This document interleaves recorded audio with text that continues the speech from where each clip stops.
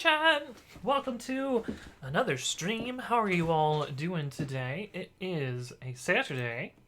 It is the 23rd of January 2021. And I don't know if you heard the little bork in the background. But Tofu's here, so maybe we'll see Tofu sometime on stream today. But how y'all doing today? Let me say hi to everyone who is here. Looks like Michaela was first today. We've also got Beldathis, as always. We've got Lucas Itzy. Good to see you again. RKJ, how's it going? I Satisfied. Hello, hello. And Rollers is here as well. You did hear Doggo. There is a pupperoo here that may or may not be coming towards the camera, even though she's not allowed in this room. But I guess we can make an exception, and you can see the pupperoo. Tofu! Hi! Hi, Tofu! Hi! I know. You're so excited to see me. How are you doing, Tofu? Why is the... Oh, I have the wrong volume. Whoops! There we go. Microphone fixed. Sorry if there was weird background noise. Also, why are you not volume? Boop! Hi! You booped the snoot! Oh, you're a smelly puppy. You're gonna need a bath? You're gonna need a bath, Tofu. It's a flying pupper. It's true, it's true. Hey, what's up, Tom DF Coding? Hello, hello. But yeah, Juice and Tofu are here, so yeah, that's the thing. Later today, Juice and I are going to hang out with Mewtwo and Vape Juice Jordan. So, and their puppy, yeah. So that we're gonna have a puppy meetup, which will be fun. So, say hello to Juice as well. Hi, Juice. I Satisfied says hi. Juice says hi. But yeah, the plan for today is to continue what I was working on yesterday. Oh, I don't know my notifications up. Timopher. Timfer. Thank you for the follow. Welcome to the stream. Hopefully you're doing well. But yeah, yesterday we were working on doing rewrites for PEP 604. If I bring this up and we do a little bit of PEP 604, I should be able to get the link without having to Google it. Oh man, the efficiency of chat. So PEP 604 is a typing PEP that allows a simpler form of union types by using the pipe operator. And MyPy, the latest version that just came out yesterday. Let me make sure that this updated and people aren't gonna grumble at me anymore. Here's MyPy. Oh, praise be. Cool, I don't have to do this anymore. Jacob, thank you for the follow. Welcome to the stream. Hopefully you're doing well. But yeah, that's all updated, so people can stop grumbling about it. Fucking annoying. Rabble, rabble, rabble. What do you mean, rabble, rabble, rabble? But yeah, we're gonna be working on doing an automatic rewrite for this, since MyPy supports it in some contexts. There are some contexts which it doesn't support it, so we're gonna have to be careful about what we rewrite, and only do it during type annotations. Twin First says, no problem, I've started coding yesterday. I think this is perfect. I'm 12 between. What? Wait, you're supposed to pretend that you're 13 years old on the internet. That's how that works. Hey, what's up, Jacob? Hello, hello. But yeah, we're gonna try and automatically rewrite these. There are a couple of edge cases that I thought about since yesterday. Also, this is not supported yet in MyPy, so we are not going to do this form of it yet. MyPy does not understand this. So we are just going to do the type annotations version of it. Tomorrow I'll be 13. Perfect. Well, pretend you're 13 in some time zone. There we go. Otherwise, I have to ban you because you're not allowed to be under 13 on Twitch. But anyway, I'll give you the benefit of the doubt. But anyway, so yeah, this is the old syntax and this is the new syntax, and so we're going to try and automatically rewrite this. There are some problems though. If you have, oops, that's not what I want. Pyupgrade. We wrote some tests yesterday. Test typing PEP 604. we have some failing tests, so we have some stuff to work on. One thing that's an edge case that I thought of while working on this is you could have two different cases that are problematic.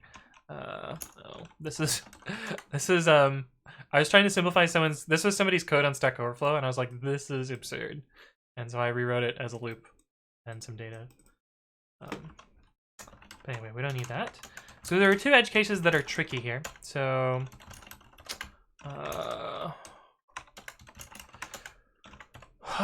damn it. So there are three places where unions can appear and be in a type annotation context. One is variable annotation, union, int, stir. Actually, there's four. There's variable annotation, there's variable annotation with an assignment, and there is a function parameter, union int stir, and there's a return value. And depending on where this appears, we have some problems as to how to rewrite this syntax. So you could also write union int stir like this. And so what I would want to rewrite this to is,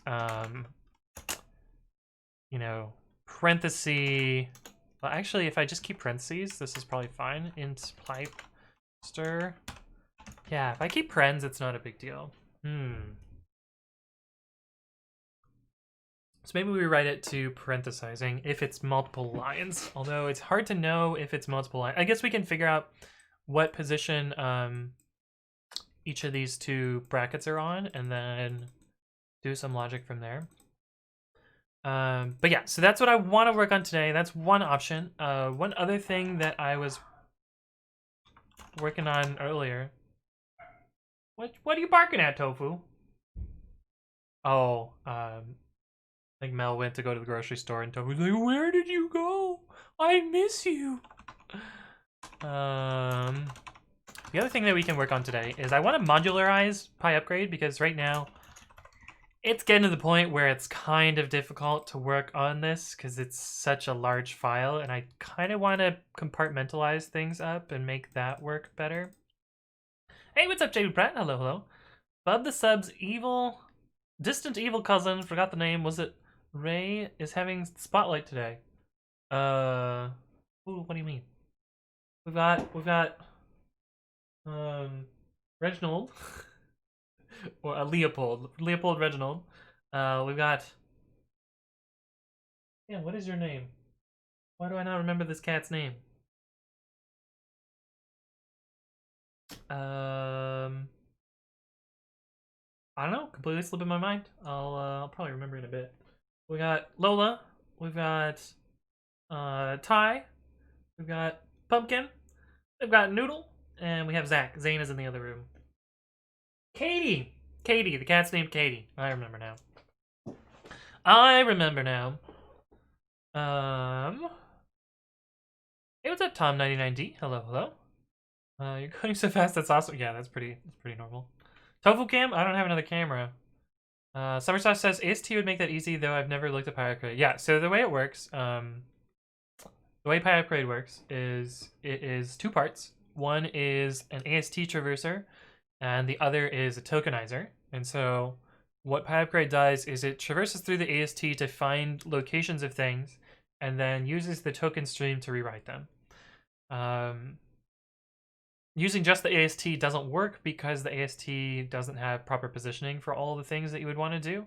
And it also supports Python 3.6, so it doesn't even have access to end line number and end call offset. And I wouldn't trust those values either because they're wrong pretty often. Oh, the red one. Oh, yeah. Rexy is there. I forgot about Rexy. Everyone forgets about Rexy. But yeah, pyupgrade already uses a token stream and the AST. The hard part is just like, you know, formulating those together correctly and getting outputs that don't break syntax, and having good tests for that. But yeah, right now pyupgrade is all just one file, and it's a little bit tricky in how it works. I started working on well, kind of just to demo an idea that I had with this, which is to split things up into little plugins. And so I started working on this in add trailing comma, git branch -r, git checkout, non-recursive parser. So in order to do this, git branch -u origin master. In order to do this nicely, I kind of need to not use a big mega class for my AST parser. So that's part of the problem of the current node visitor thing. Is yeah, you tend to have these like node visitors that have all of these functions. That one's not so complicated. This one's not complicated either. But this one is. This one has, let's see, what line does this class start on? Starts on line 1201 and goes all the way to 1800. So this is a 600 line class. So what I essentially want to do, and like, if you look at how this is structured, a lot of this is just like, you know, individual checks for particular cases, and, you know, checks over and over and over.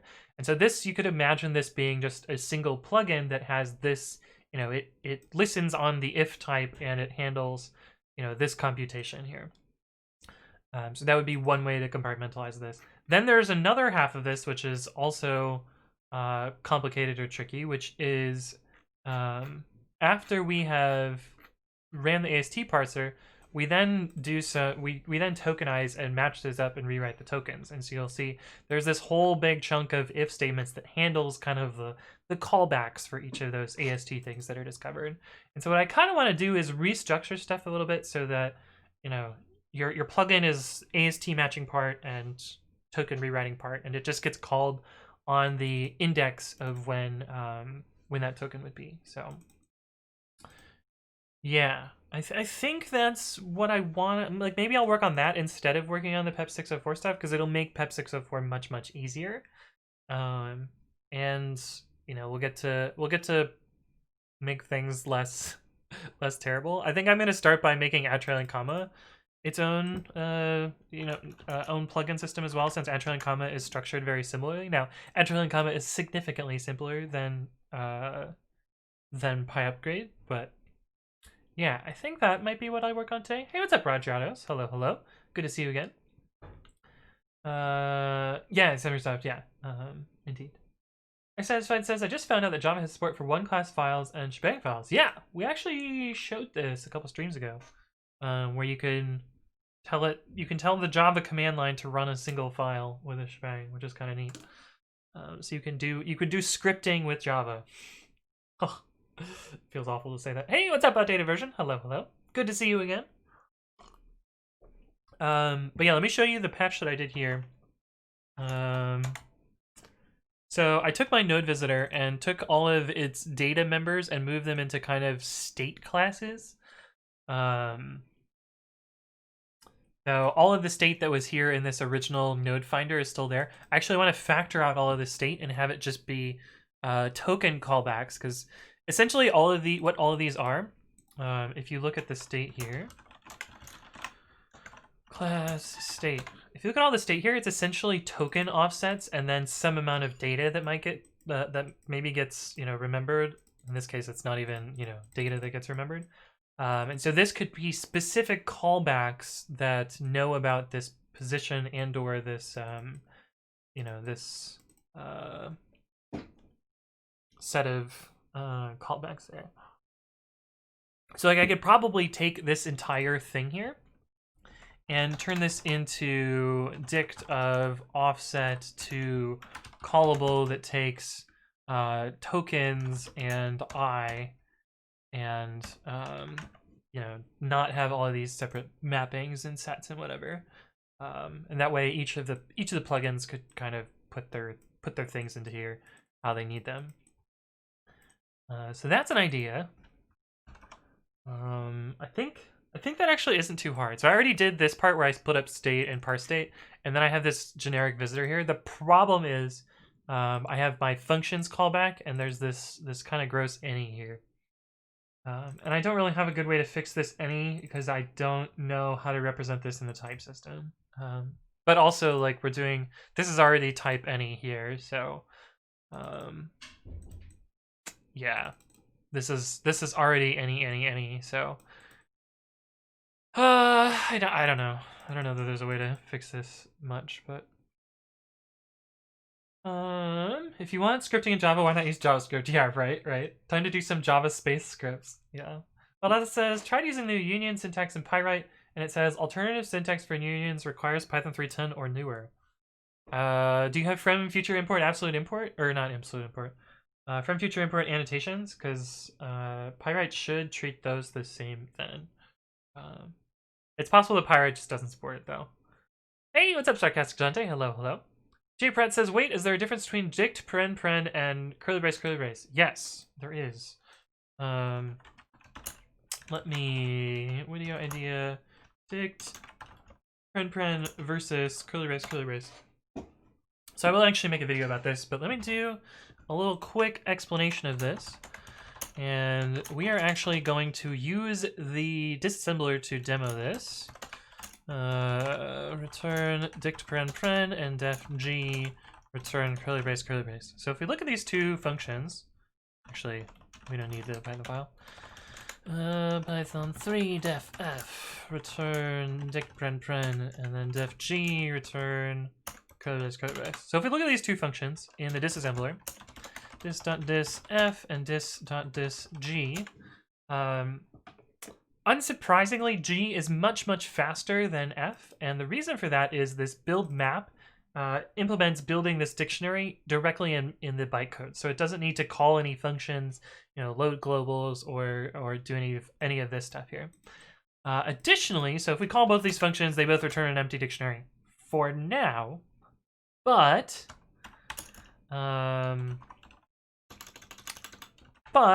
you could override a global. And suddenly F, because it's, this name is load global, you could monkey patch this call here so that it doesn't do what you expect it to. And so in general, you want to always prefer the curly brace version, because one, because it's faster, but two, because this could in weird circumstances do things that you don't expect. Kayla, welcome. It's Sabotage. Thank you for the resub at 3 months. Ooh, that means you get a fancy new badge at Sabotage.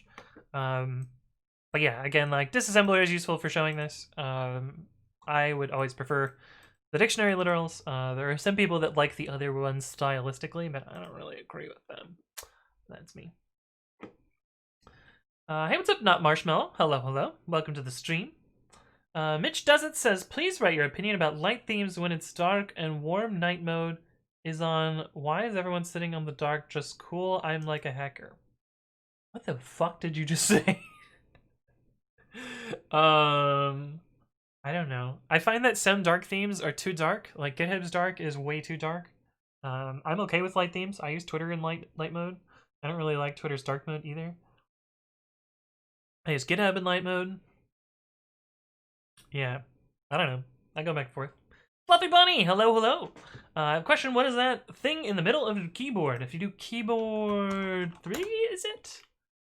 Yes, it's keyboard 3. So this is a custom stream deck that I assembled. If we go to this, I use these buttons while I'm streaming. So if I press this button, it'll go to selfie mode. If I go to this button, it'll go to my normal programming stream. This is my be right back screen. I use these ones for doing my what's it called? For doing my YouTube videos. This is my title screen. This is my YouTube selfie mode. This is my end screen. This is a volume knob. This over here, it's a turn knob, so you can kind of see there. You can also click it into mute. But yeah, I soldered this together on stream, and yeah, I use it to control my stuff.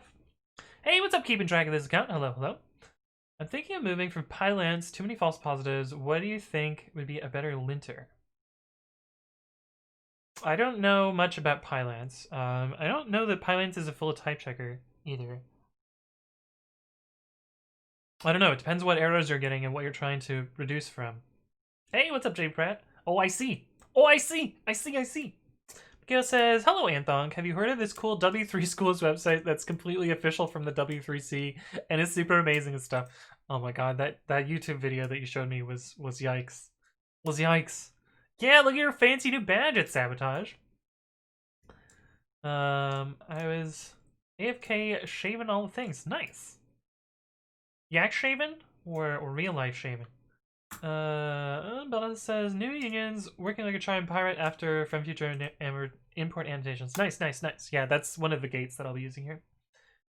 Bounty Coding says I'll sometimes write dict pren because it's easier to type, but then convert it to curly braces. Ah, I see. I see. Jonas, how's it going? A tutorial on that would be dope. These decks are expensive if you just buy them. Oh, this one? Putting this together? So I mean, I didn't do really a tutorial of it, but... Oh god, how am I even gonna find this? It's like youtube.com, Anthony writes code BDN9. Yeah, so this is a 4-hour stream where I put it together. But you can mostly see like some of the soldering steps. It starts with a pretty simple board, and most of it is straightforward. So this, I think I started putting in the chipset here, and then I don't know. There are better tutorials than my 4 hours of putting this together and then fucking around with the QMKA toolkit. Oh god, what am I doing here? Oh yeah, here we go. Some more soldering. Me sucking at soldering, essentially. But yeah. Anyway, there's a tutorial on this, and it was a pretty nice kit. I was pretty happy with it. But yeah, we put it together on this stream.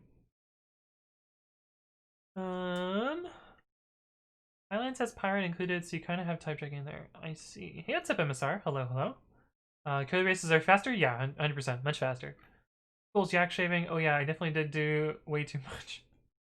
Cute little babby Anthem. That video, this actually isn't that long ago. This is like less than a year ago. I guess this was right in the heart of COVID. But before I was hardened by the amount of code. Before he ripped his keyboard in half, yeah. It's true. That is the older keyboard there. But yeah, so this is not type safe currently. I actually don't think there's a way to. I can represent this mapping type safely using a protocol, I think. Let's see, type var or ASTT equals type var bound equals AST, and then class callback mapping protocol def get item self, and then type is a type of ASTT, and that returns a list of callable parse state ASTT. I actually don't know if this is gonna type check, so we're gonna try and see what happens.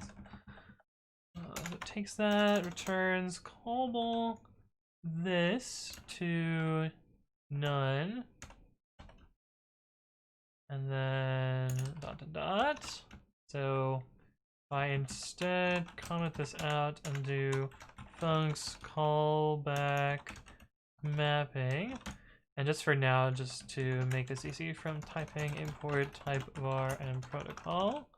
Does MyPy okay with this? Oops, that's not what we want. And try comma.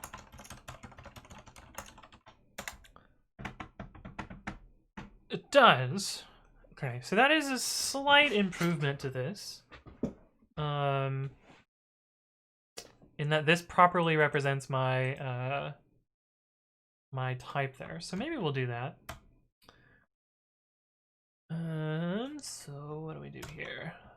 Type var and protocol is something that we need to, if type checking from typing import protocol, else from typing import object, or I guess protocol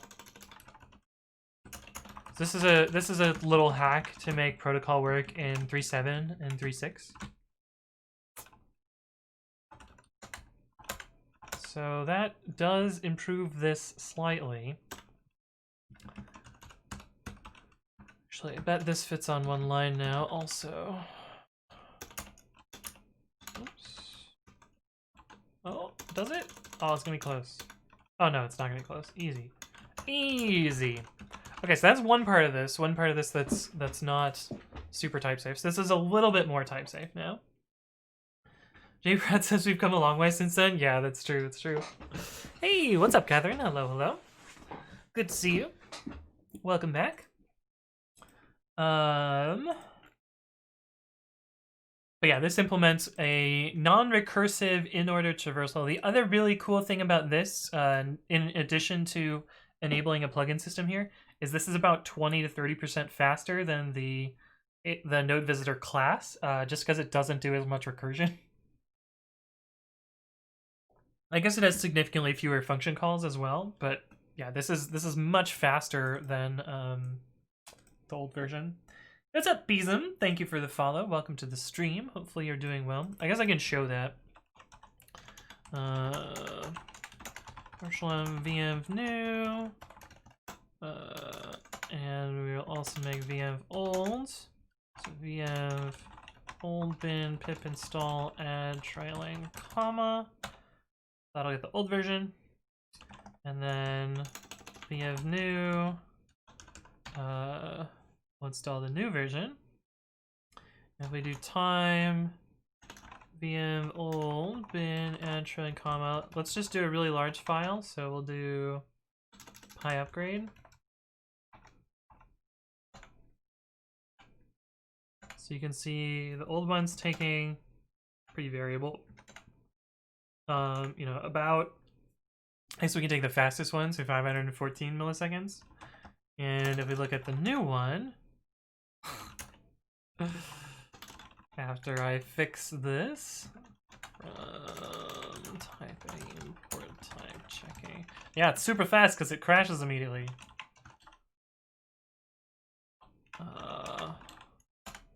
Reinstall that.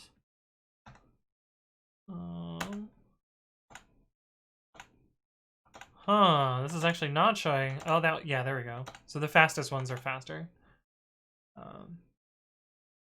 Less significant than I was seeing before. Oh, that's because this is spending a lot of time in the tokenization. Yeah, that makes sense. That makes sense. And we'll actually be able to speed up the tokenization as well, because right now it's like O(n) times M, and we'll be able to do it just as, you know, O(n) callbacks. Dexter Jake, how's it going? Good to see you again. Welcome back. How have you been? How's your 2021? But yeah, this will be, we'll be able to make the other part faster as well. Angus Oyu. Thank you for the follow. Welcome to the stream. Hopefully you're doing fine. I think Tofu's at the door. Everything's fine, says Juice from the other room. Alright. Moved like 2 weeks ago, so now just very slowly unpacking and getting ready to start my job in 2 weeks. That's awesome. Congratulations on your new job and on the move. I know how much stress those can be, especially during COVID. Oh my god. Okay, so the last thing that I want to do here is there's this special register decorator. And I want to make sure that these functions and the type that it's registering for are the same. Just to make this register properly. Actually, you know what? I can probably make this register decorator simpler. Like I can just get rid of this type in here. And, no, I can't. Yeah, we'll keep this. The AST type. And I actually want to type out these, this type in here because it's generic and MyPy does not support generics properly. So we're gonna actually write out this whole annotation. What's up, Juice?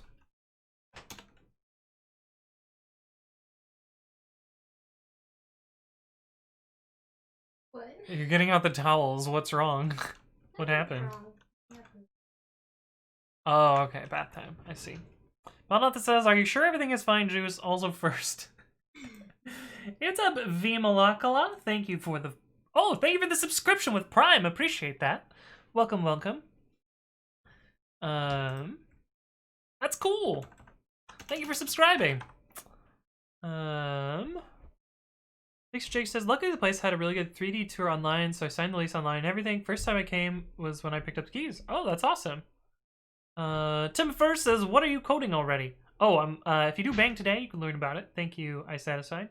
I am making a code rewriter, 2 different code rewriters. So, one of them is pyupgrade. The idea behind pyupgrade is it automatically improves your Python syntax. So it tends to like take older syntax and convert it into new syntax automatically. So you can see like, you know, this is the old way that you had to write set literals, and then set literals became a thing. What's up? I Satisfied. Look at you baiting. But yeah, it does all sorts of different things. One of the last things we just did was for PEP 585, which is which allows you to use the built-in types for type annotations.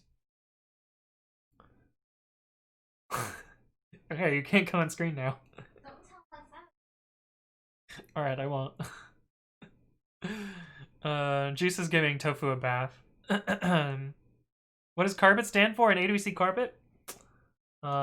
This little plushie right here, Jitoho. This little plushie is named Carpet. I guess I can show you why it's named Carpet. So, if you look at Carpet's face, and you kind of do the thing where, you know, if you rub your hand against Carpet, it changes the color significantly, and so you know, Carpet's face also does that thing. So that's why Carpet is named Carpet, and that's why the emote is named that as well.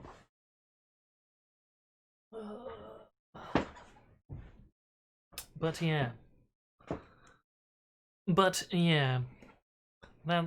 what's going on there. Vimalakala says, don't understand half the stuff you're doing / saying, but picking up a little here and there hopefully can apply to me in the future. Yeah, the other cool thing,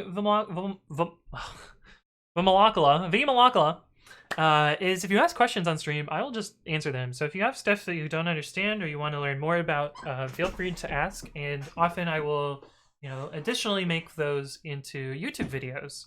So I have a lot of, you know, educational content on my YouTube channel that you can check out as well.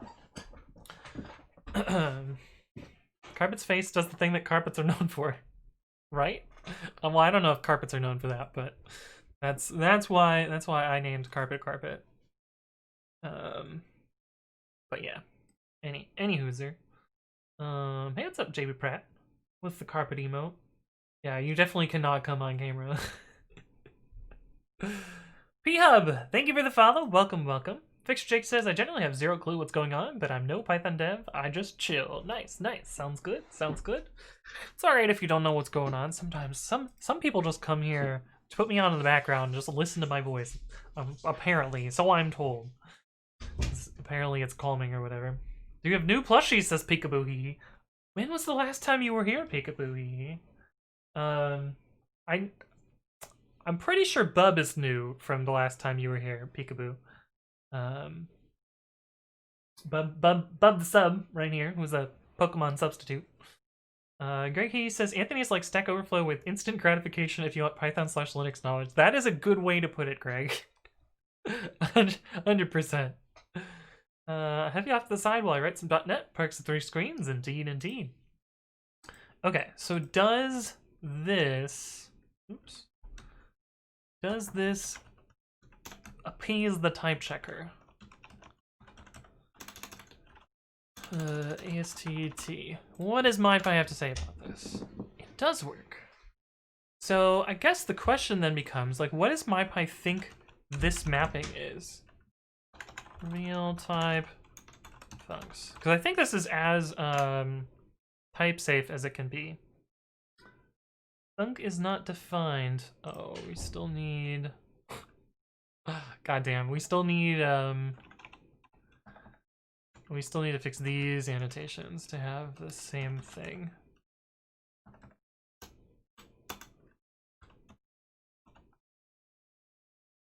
Oh shit. These annotations are not the most nice, and this is just kind of how decorators are. They're kind of ugly. Real type is default dict typed AST, built-ins list def, tuple. What? Hey, what's up, K-Het? Thank you for the follow. Welcome to the stream. Hopefully you're doing well. Okay, it's a list that has a function which takes a parse state, a state, and... Huh.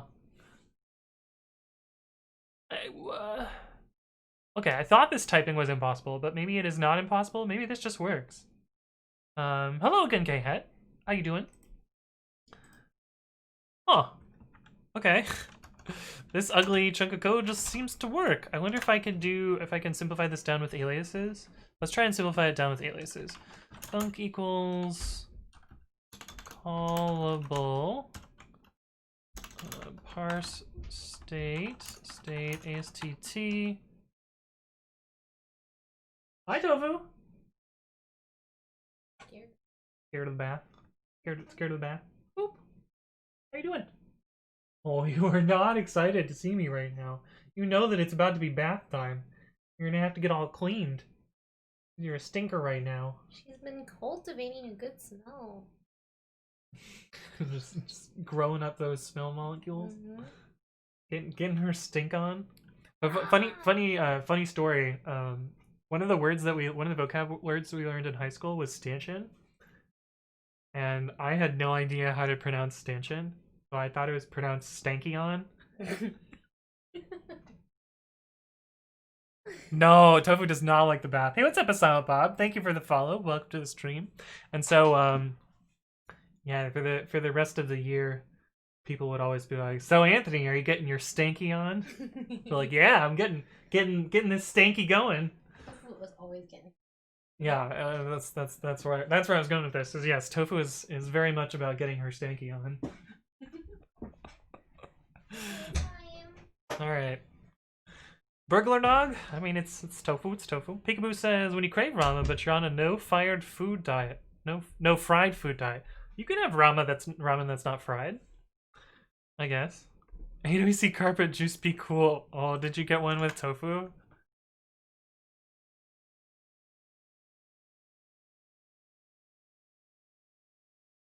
Oh.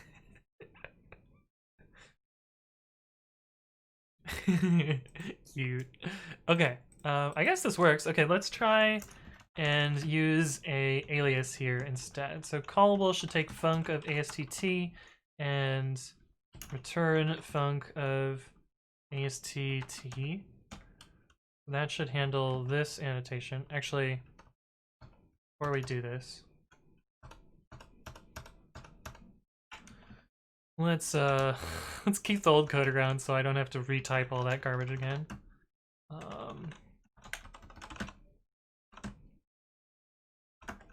Func ASTT to func ASTT bracket func ASTT bracket. Okay, so that's one part of this. Does that pass my by? That does. Oh.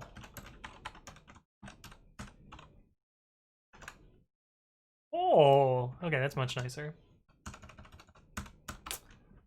And what does func say now? Still the same revealed type. Cool. Okay. That's not so bad. Let's move you up to the top. Somewhere up here. Should I put the types earlier?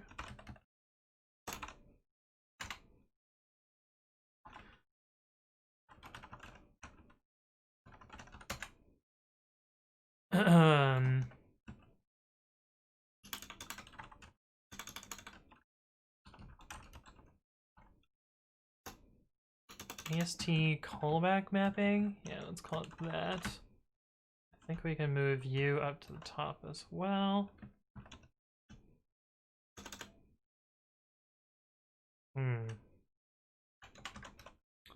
Oops, why is it jumping around like that? It's really annoying. Okay, so actually I'm gonna move this here. Hey. You know I had to clap it? It's funny how she gets cut off. Yeah. AST callback mapping. Oh, actually, and I want that function, because I can use that function here as well. That func alias.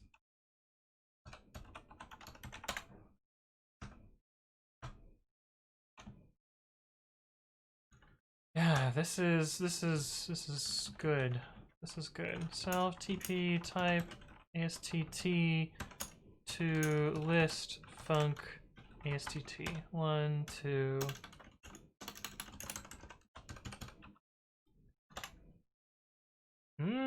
Cool. Okay, this is much better. I think I'm somehow cheating the type annotation something or another here. We no longer have any. Parse state. Oh, and state. Oh. Oh. These need to be defined earlier as well.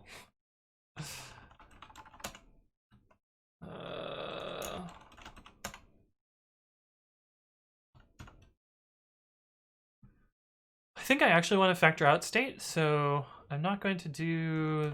Well, I'm going to put it up here for now just to get the test passing. That's something. I must be hitting the wrong key. I must be hitting Control Y when I mean to hit Control U.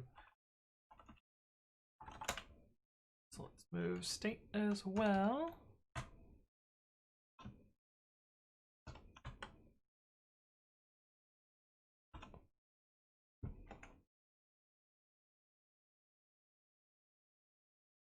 Oh no, the file changed on disk, so I have to... Let's just copy this. Because the hooks rewrote the file while I was editing it, and I haven't implemented that feature in my text editor yet. Bummer.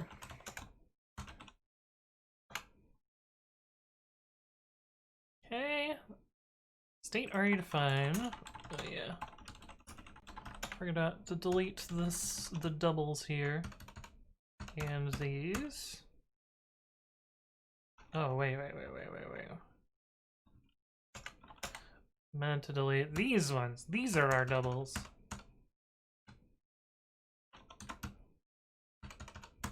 Okay. Hey, what's up? QV4, thank you for the follow. Welcome to the stream. Hopefully you're doing well. A Jedi says, "Hi, I'm new in programming. What are you trying to build?" I am working on 2 tools today. One of them is called pyupgrade. That's the main tool that we're working on. And I'm trying to do automatic source code rewriting. So pyupgrade has a bunch of features right now where it, takes some syntax and upgrades it to a newer syntax. And so you can see, like, for instance, this is the last thing that implemented, where PEP 585 allows you to use built-in types for generics in typing. And so it will auto-upgrade the old typing.list to the new built-ins list. CentOS, you've set the MOTD. Yeah, that's kind of how it works. You spend points and then MOTD prints it out. Kind of funny, the most common value that people have set the MOTD to is MOTD. You can actually see all of them. Where does that live? Twitch chatbot, SQLite. Oh, and that goes through my chatbot, which is running over here. Select count 1 from MOTD. So the MOTD has been set almost 420 times. Select count 1 from MOTD group by message. Order by count 1 descending. Limit 20.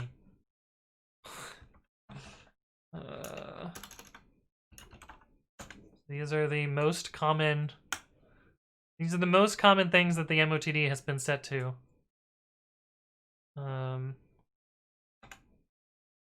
MOTD, carpet, renode greater than repy, pokew, high, unhandled value error C logs.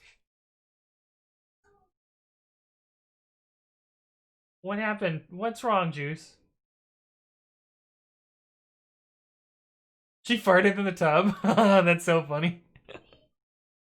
It made bubbles. Well, of course it made bubbles. What else would it do?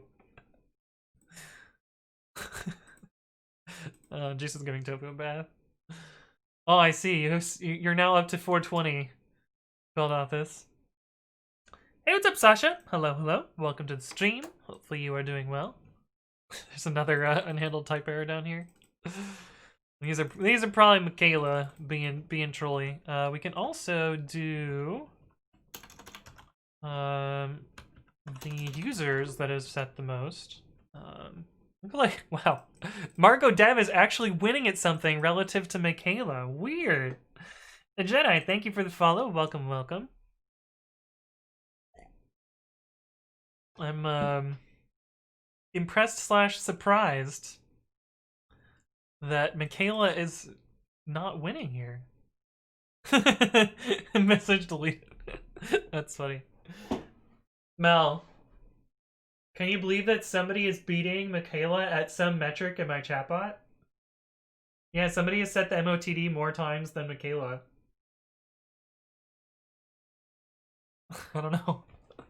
Michaela likes to save points. Yeah, that's true. That's true about this. But anyway, cool little data here. The message deleted is pretty funny, Robin. Also, welcome back. Good to see you. Okay, so I think this is actually reasonably type sound now. Although if I do reveal type func here, my guess is it will not actually give me what I expect. Yeah, it just thinks it's AST, which I guess is fine. That's reasonably type safe. It's not though, but it's good enough. It's good enough for what we need here. Okay, so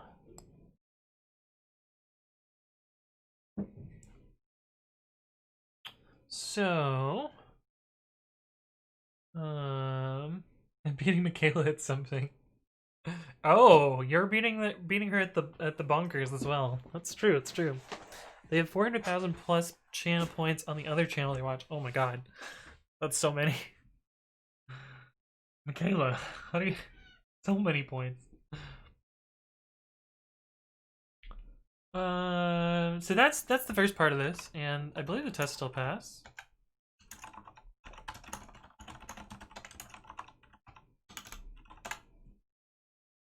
RCM, thank you for the host. Hello, hello. Noob44, welcome back. Good to see you again. Oh god.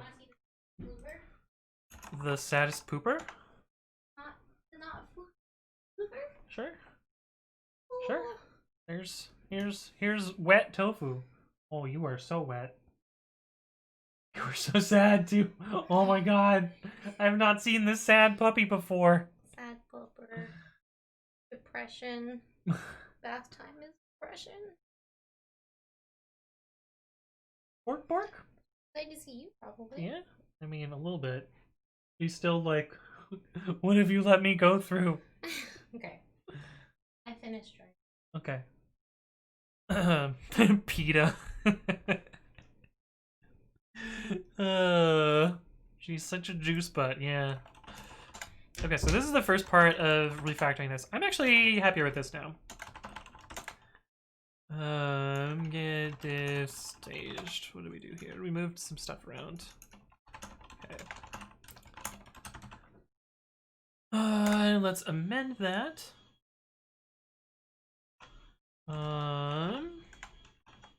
Okay, so now what I want to do is get rid of this state class here. In some way.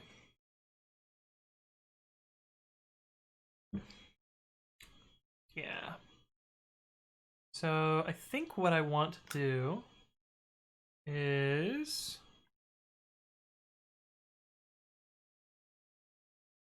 actually I think I'm gonna rename func to AST func.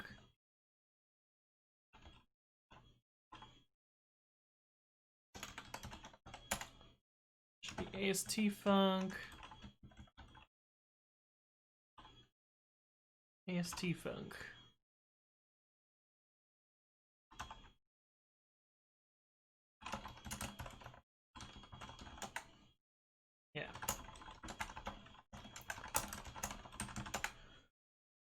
All right, so the second half of this, to make this pluginizable, is to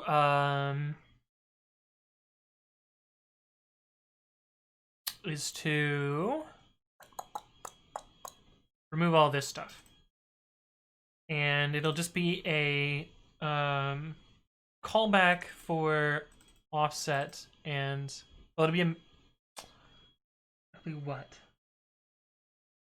It'll be offset, and then a callback that takes in.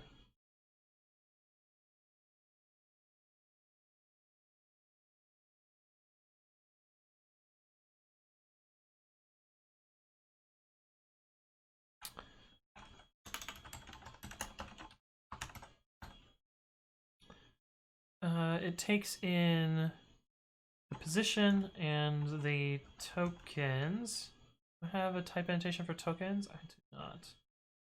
List of token and returns none.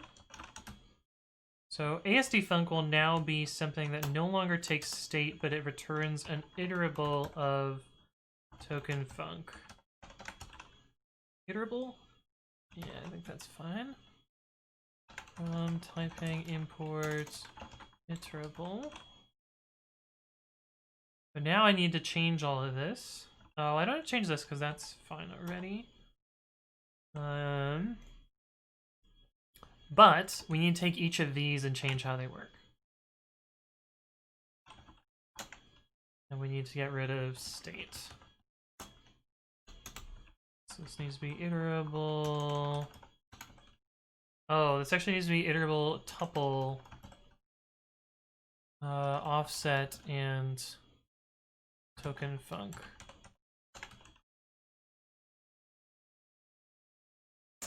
Yeah. Just gonna make these lines pretty long. What if I rename this to state? No, it's still not. Maybe that's fine. Okay, so what do we have for sets? For sets, we are putting them into state.literals.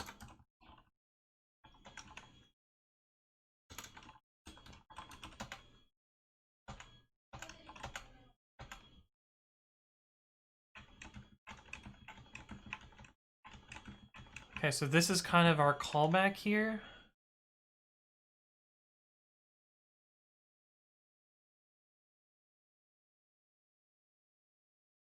Yeah.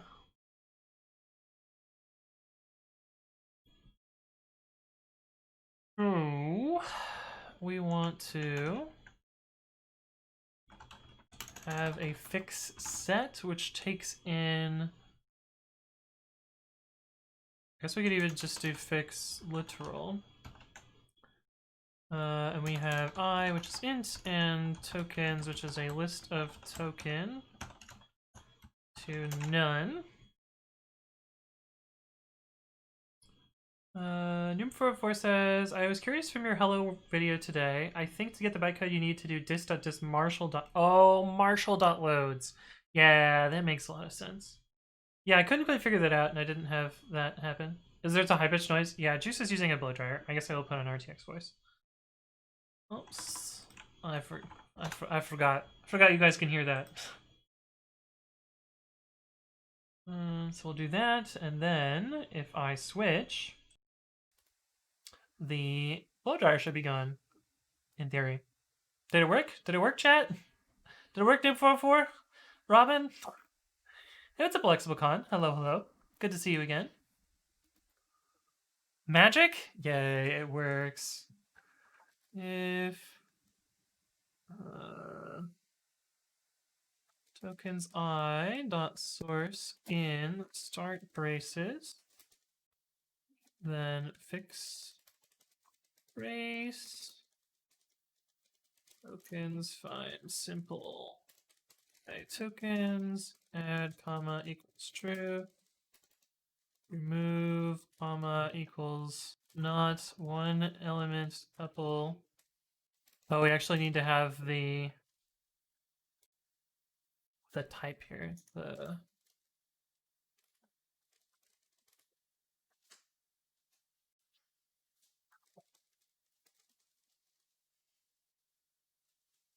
Oh, we can actually just say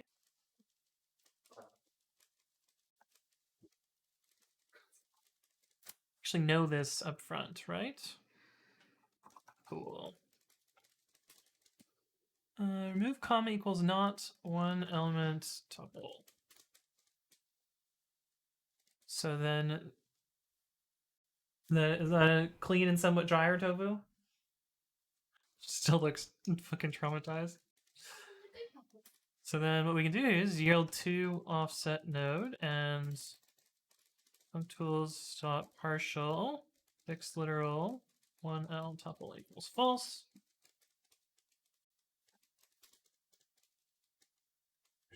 Probably fit this in one line.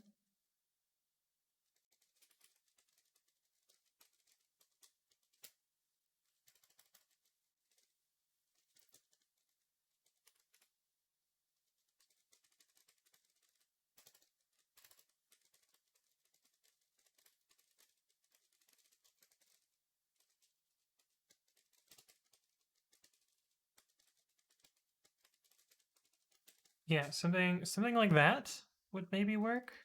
I feel like it's still there, but less often. I'm actually gonna switch back because she's done with blow dryer. So we're back to the normal down there. Now the keyboard sounds will be gone. The keyboards are back. We're good. They're good. No, it's fine. It's fine. Don't worry about it. Don't worry about it. Okay, so I think that's good. I think that also goes to ast.list as well.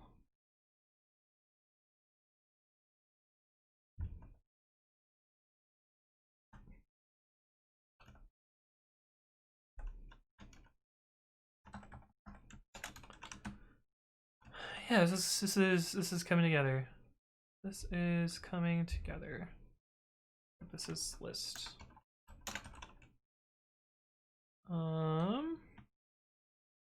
We know this is not a one element tuple as well, so that's list done.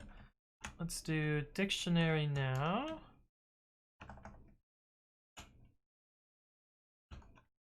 T.dict. And we again have this same one element tuple equals false here. That's just handling this case here. And then we get to tuple,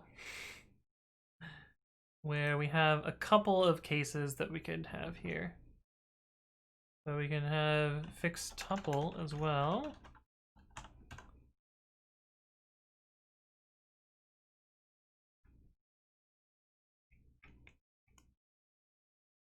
Oh, interesting. We actually have some ordering here. Oh, this isn't gonna work. Oh no, I forgot about the ordering.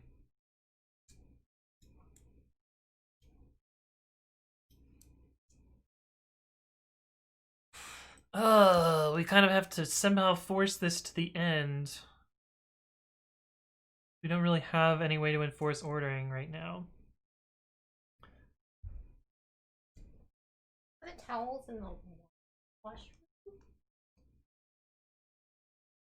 What? With the towel? Hang them up somewhere. We'll wash them eventually.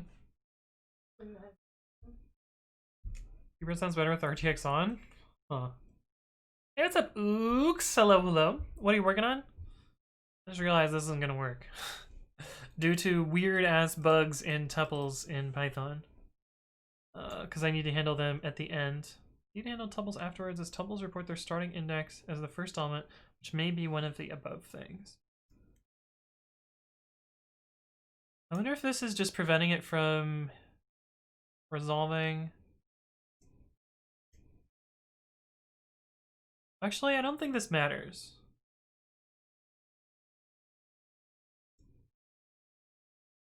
Yeah, I don't know that this actually matters. I don't know, we'll try and see what the test suite says, I guess. List token. So we have again. Actually, wait. Fixed brace. Oh, this uses find tuple instead. 1L tuple equals is a bool. And we have fix brace, tokens, find tuple, my tokens, add comma equals true, remove comma equals not 1L tuple. So that's one case that we have here. If the offsets are the same as that, then we will yield, let's see, func equals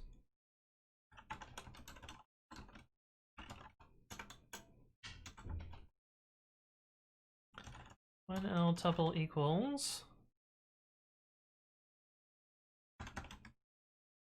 this. That's our partialed function here.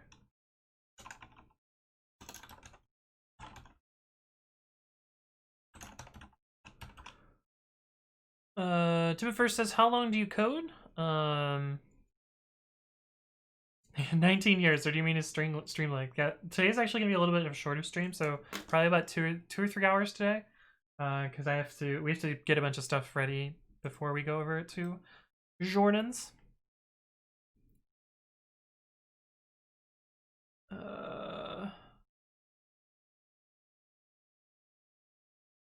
These two cases are the same.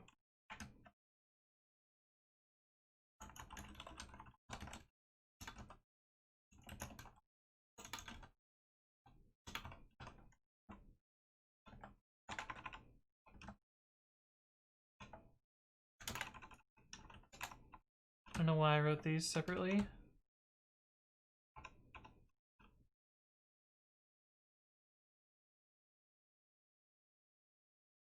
Get rid of that. Otherwise, in Python 3.8, we handle these normally.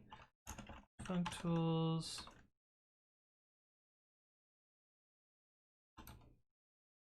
Actually, we have this.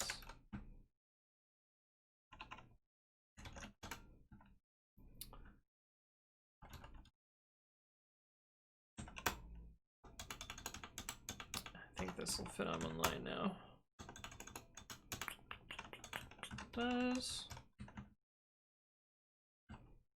This will be fixed literal.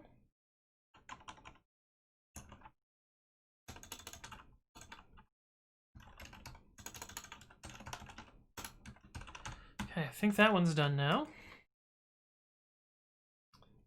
It is water time, you're right. I will go fill up my water. I will be right back. I will see you in a bit.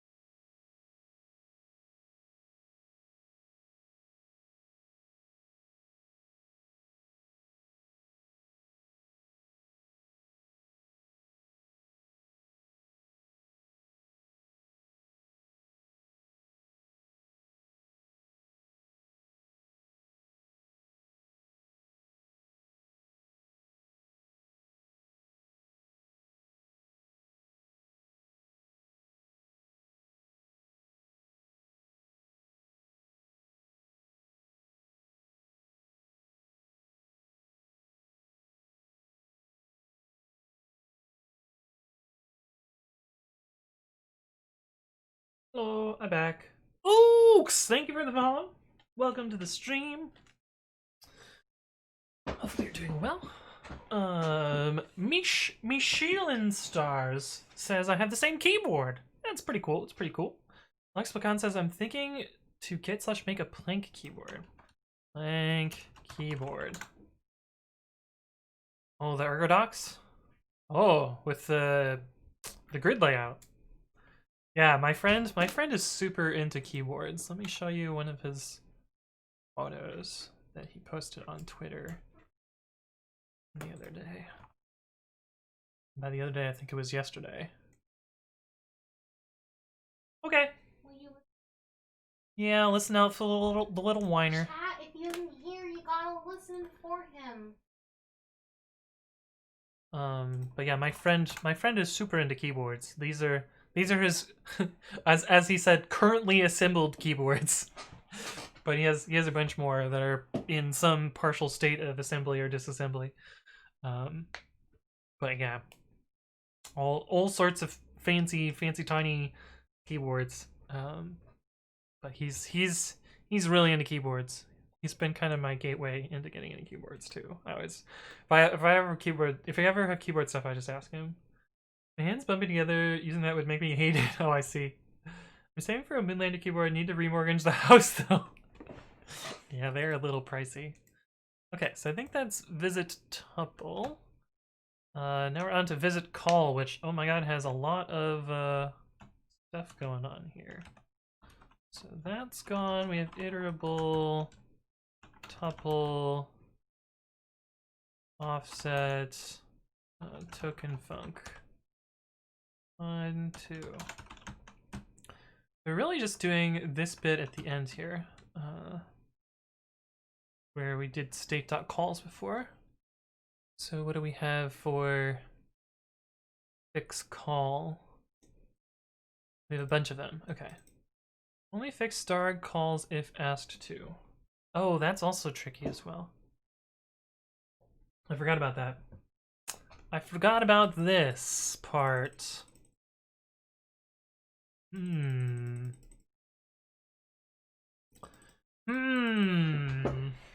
I don't know how to handle that.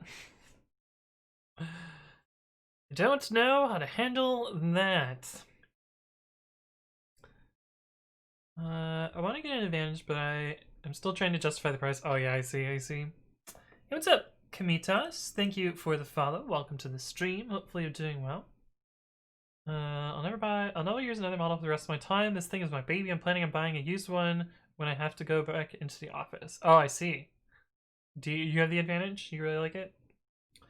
That's cool.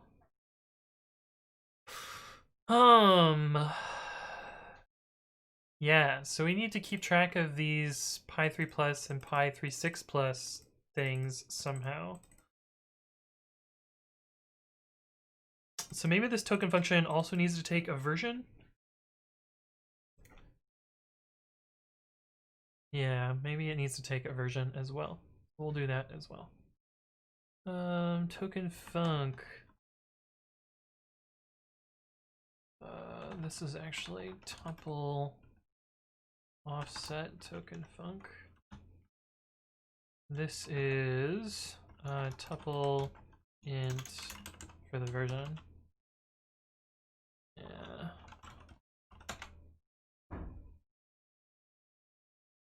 So take version tuple int as well. This is getting more complicated. This is mostly a proof of concept. I might just throw away all this code if I don't like it. But I think it's promising. Fix tuple also needs the same treatment. It doesn't care about the version argument though. Version tuple int.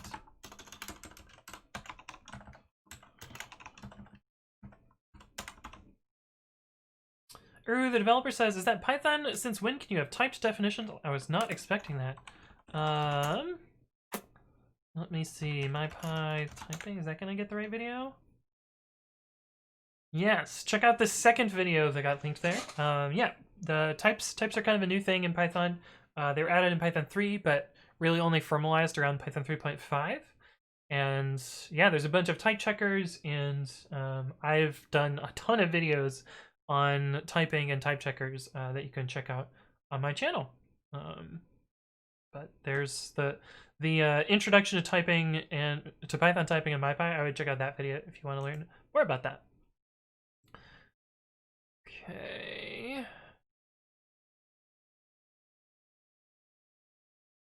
Oh, Tofu's doing a little whine. She's getting lonely.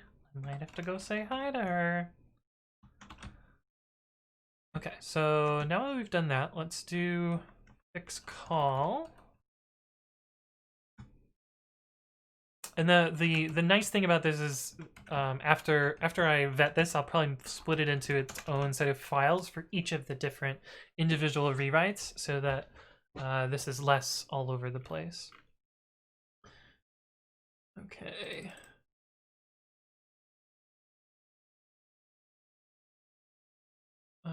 So instead of 1L tuple, we will have star args, which is a bool here.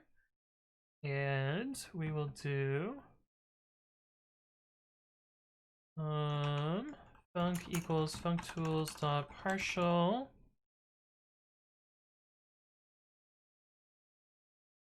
But we also need the arg offsets as well.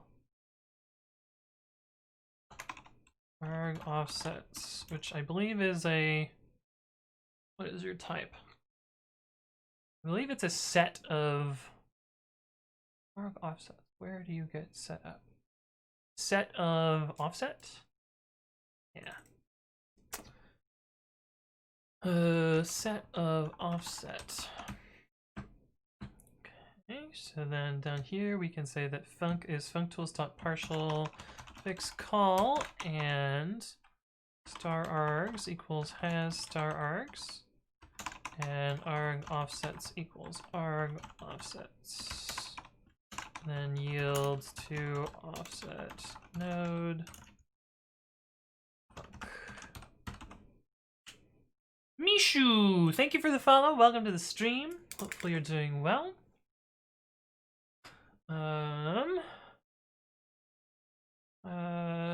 J. Pratt says, that looks cute. I had never been into keyboards, but jumped into this. My productivity was in the trash for at least a week while I fumbled around with it. Nice, nice. Uri the developer says, I haven't done any Python since 2018. That's good to know if I ever want to catch up. Yeah, oh, the typing stuff is really great. It makes it a lot easier to write code correctly and refactor code nicely while having some confidence that it works, even if you have low test coverage. But yeah, I found that it's been kind of the best you know, bang for buck in linting that I've gotten in a long while from Python. But yeah, I'm really happy with it. Okay, so we need to implement fix call, which is just going to be turn fix brace, and that is tokens and find call. Oh shit, what is call? Call is the node. We actually need to keep track of the node as well. So we will partial that in too. Call equals ast.call. I don't know, or equals ast.call equals node. I don't know why we need to keep track of that there. Presumably defines the first argument. I don't know, we might refactor that at some point. Call I tokens, add comma equals, oh, wait a sec.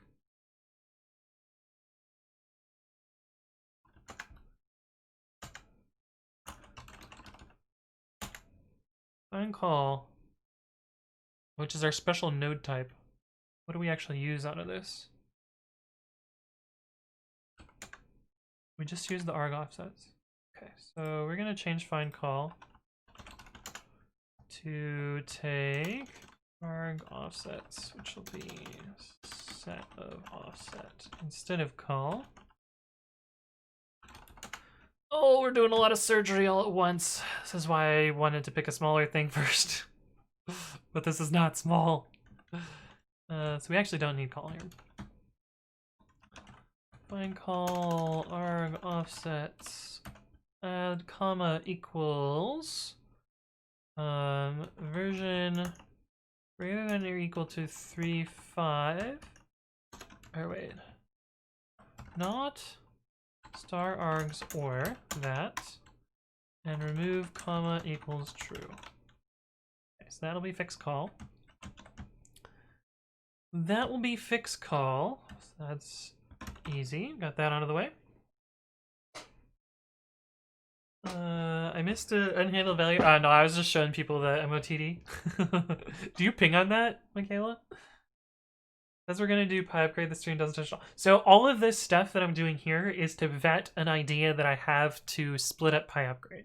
If it works here, we're gonna apply the same code to pyupgrade. I know it looks like we're not working on pyupgrade, but we are just slightly indirectly because the two things are very much structured the same. Okay, visit function def. It's very similar to fix call, except it is a different thing there. Okay, so we will do this as well. So we get rid of state, and we return an iterable of tuple of offset and token func. 1, 2, this. And we have fix func, which is int tokens list token, and then whatever we need to put into here. I think we need star args, and we need arg offsets, I think. Yeah, we need arg offsets. What did I do up here? What order did I do? Star args first, arg offsets second. Doesn't matter because they're named only. Bool and arg offset set offset. And this does fix brace tokens find call arg offsets I tokens add and comma equals not star args or this actually needs to have version as well. Version tuple int. If Tofu just got out of her cage. Tofu's figured out how to open her cage in some cases, or version is greater than or equal to 3.6. Yeah, and then move comma equals true.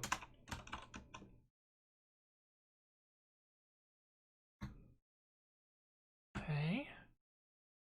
That looks good. So that's functions out of the way. Oh, we need to change this also. This needs to be func equals functools dot partial fix func, and then star args equals as star args, and then arg offsets equals arg offsets yield to offset node and func. Okay.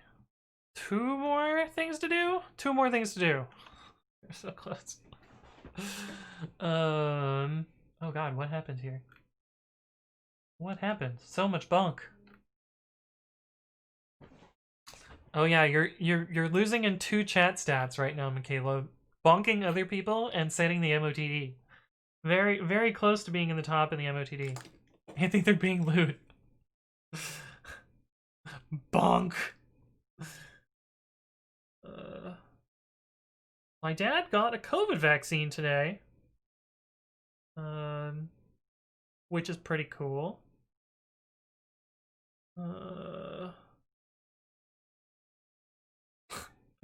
She says the line for the grocery store is around the block. Oh my god.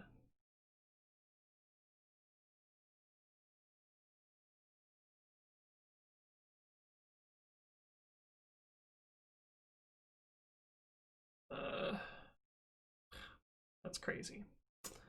Tofu's whining a little bit. Hopefully she settles down. Otherwise, I'm gonna have to go take care of her. Okay, so this one's actually really easy.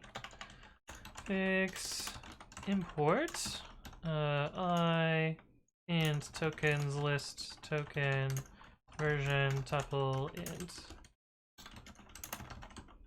Oh, just fits. Fix brace tokens find import I tokens add comma equals true remove comma equals true. Okay, so that one's easy. So we just yield to offset and fix import. Okay, on to class definitions.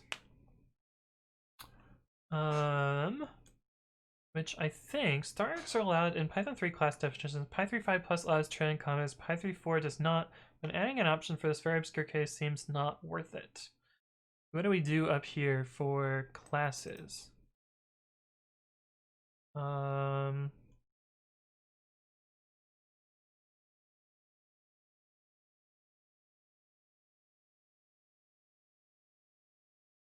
Weird. This looks buggy. Args are allowed in Python 3 class definitions, but Python 3.5 plus allows trailing commas. Python 3.4 does not. Oh, so it's a syntax error before that. Okay, I understand why this is that way. Okay. Fix class I int tokens list token. I actually need more arguments, so let's tab this out. Version tuple and star. So we don't actually care about has args. Just set it to false. Okay.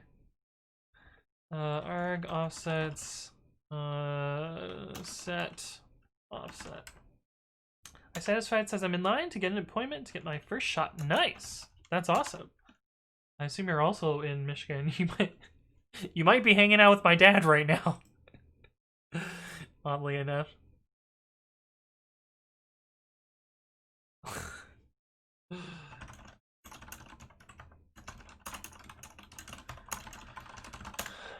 Hey, what's up, Jugmac? Hello, hello.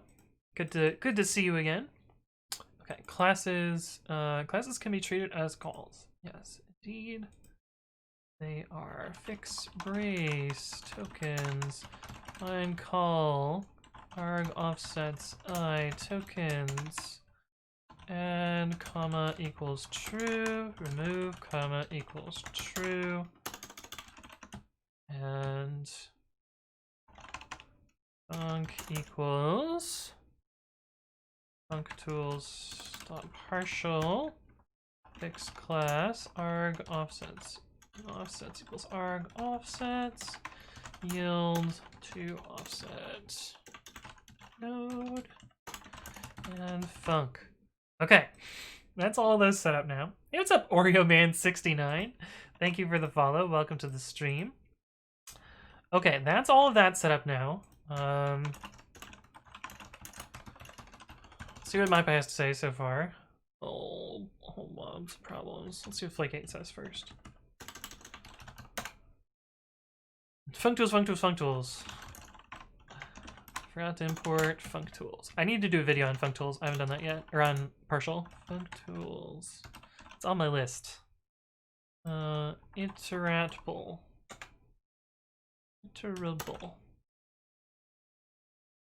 346. Okay, don't need that anymore.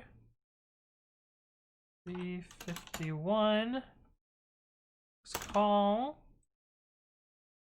408 has a line too long problem. Indeed, it does. I see a Linux streamer I follow. Is it Ubuntu? Indeed, it is. Well, kind of, a little bit. No, so I mean, I got an email saying I'm in line to get an appointment. Oh, I see.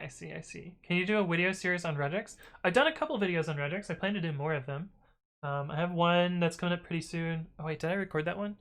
Maybe I didn't record that one. About sed and using regex for that.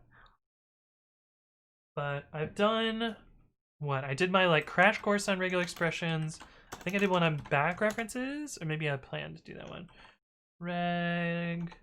Regular expression. So this goes over almost all of the basics, and like this gives you kind of 90 to 95% of what you would want to do in regexes.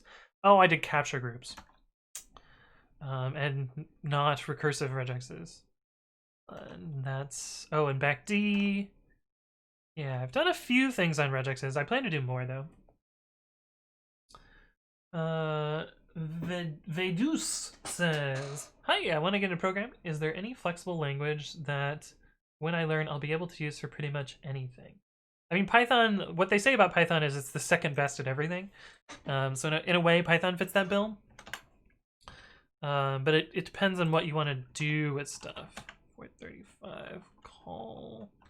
This should be arg offsets. Okay, that passes Flake 8. Let's see what MyPy has to say about this. It probably doesn't work yet. 103, too many arguments. Yeah, we no longer have state. We no longer have state here. Offset token func.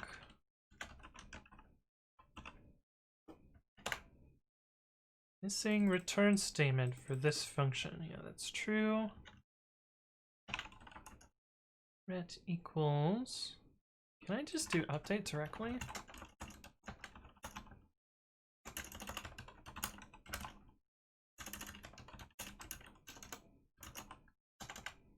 X.update F.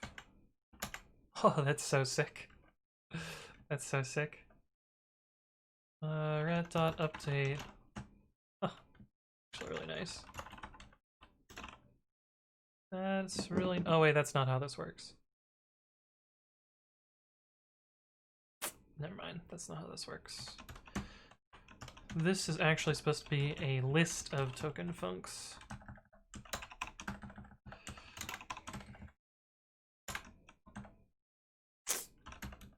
So I actually have to do for offset func in token func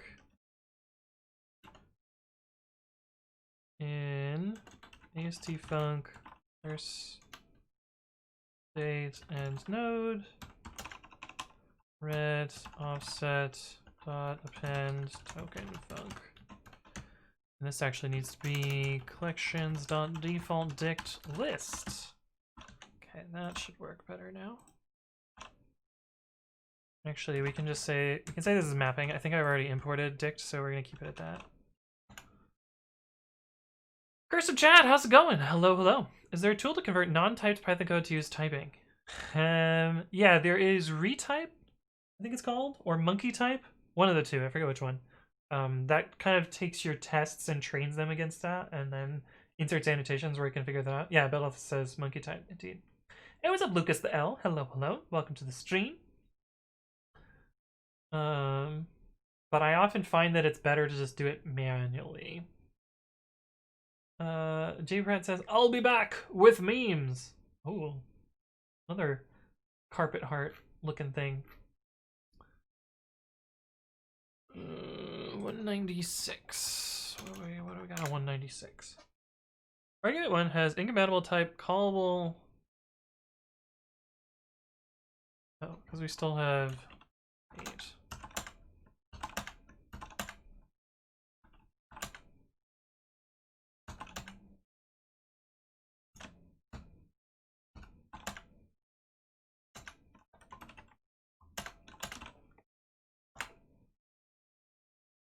The state is not defined. What do you mean state is not defined? Oh, yeah. So we have to rewrite this code down here. That's fine.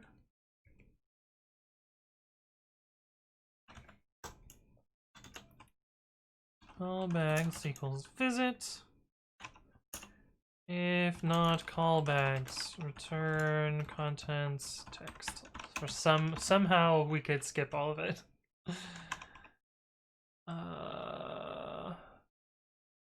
If not token dot source. Yeah, so we still want to do this.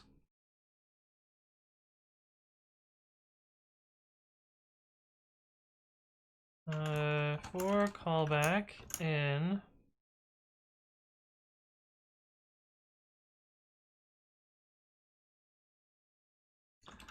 callbacks token dot offset callback I tokens in version, and we need to take this to use min version tuple hint to stir.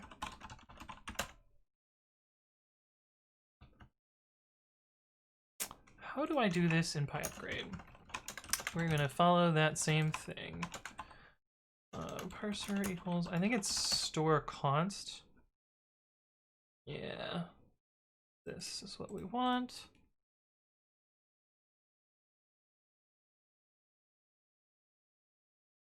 So the first option is to set, oh, we want this here. Store const min version const equals 3.5. Default equals 2.7. Okay, and then this parse we need to do py3.6 as well.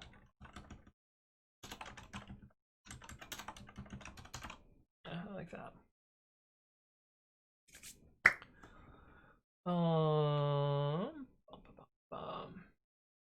What about a language that when I learn everything else will be much simpler?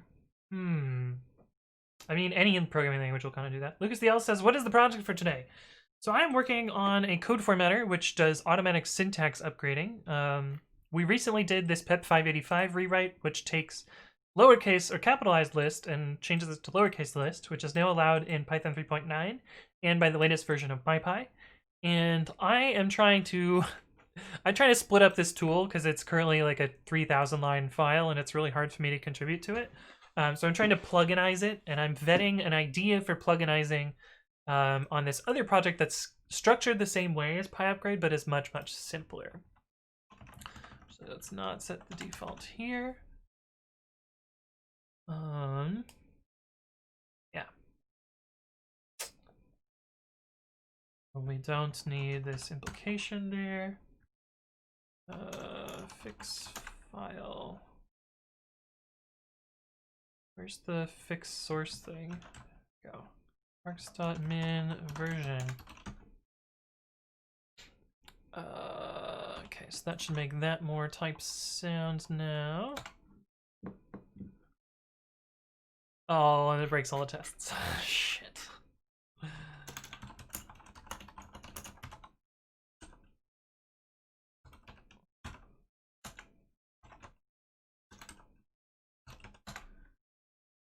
Min version equals to 7. Min version equals to 7. Min version equals 3.5. Min version equals 2.7. Usually I don't want to change tests and code at the same time because that's how you introduce regressions. But I think this one, it's fairly straightforward, the test change here. Min version equals 2.7. Min version equals, I could just do a replace for these now that I think about it. So we can replace py3.5 plus equals false and py3.6 plus equals false with min version equals to 7 and replace all of those ones out. There's a lot of them. Oh god, I'm so happy that I didn't manually type all those out.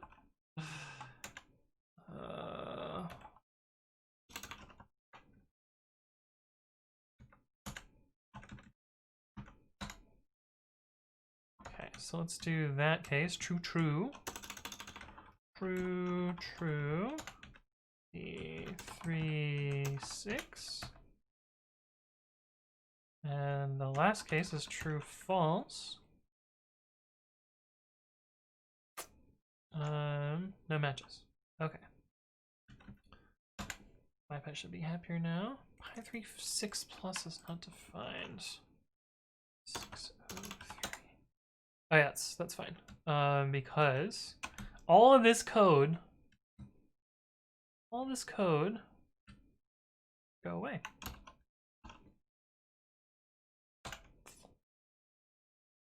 I just gotta fix the rest of the type errors. 185. Argument 1 has, right, this should be iterable tuple offset token func. 186. Oh, that's the same error. 254.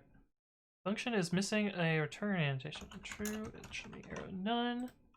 308 should be iterable tuple offset token func. 331, this is also iterable tuple token, no, offset token func. Oh my god, my bypasses.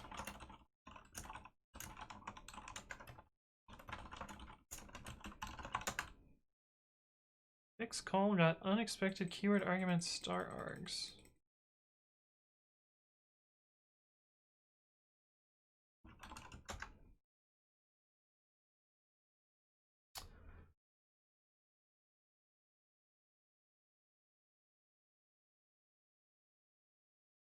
Oh my.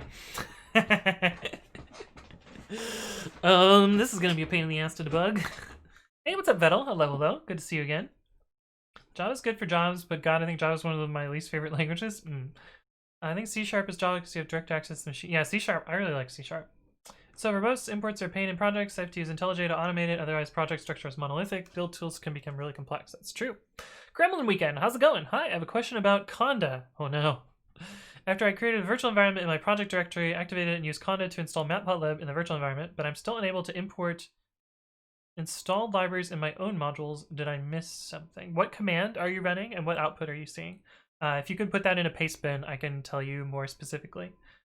Hey, what's up, Binary? Hello, hello.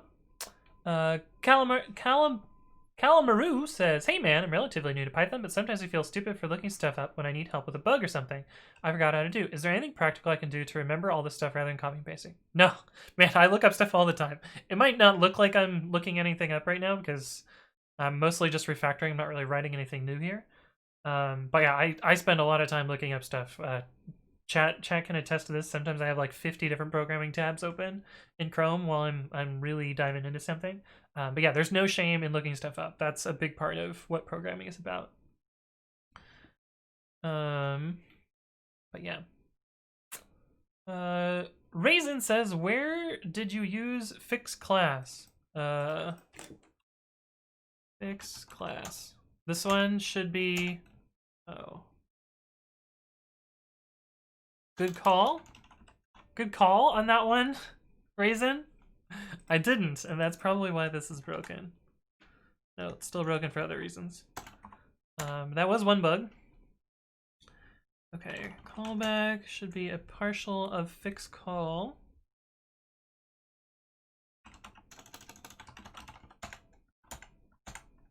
Oh, it's *_args. Hey, what's up, Bitnix? Thank you for the follow. Welcome to the stream. Do I use *args or star? I'm inconsistent. Okay, we are going to replace *_args with *args. Do we use node anymore? I don't think we do.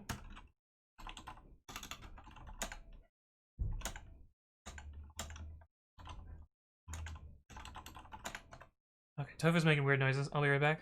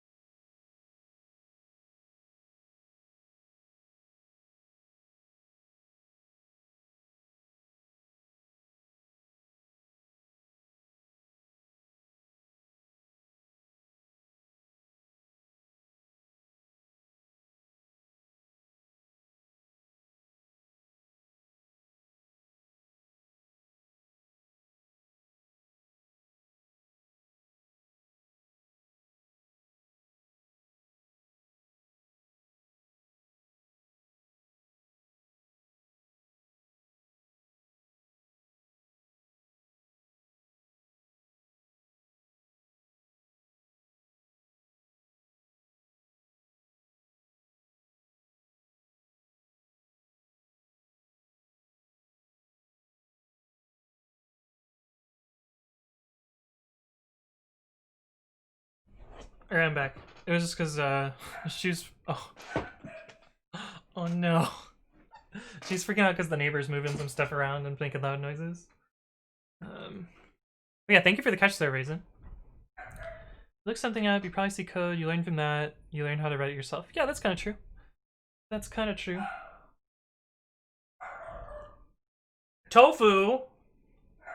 No, Tofu, I just said hi to you. Oh, goddamn.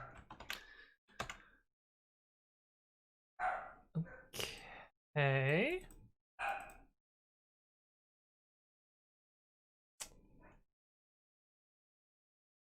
Oh. Oh, I must have deleted some case that always happens. There must be a case when it's just doing the tokenization part that's that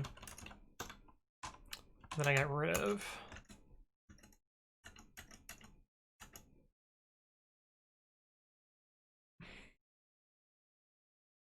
Yeah, I got rid of this case here.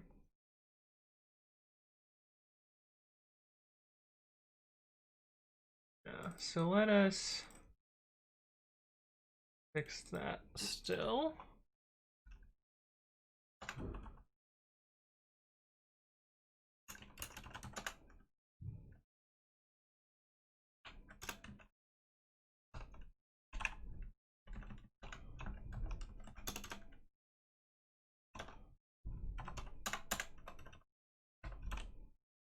See if that fixes more of our tests. Let's actually see how many tests we have failing. Tofu! 7 failing.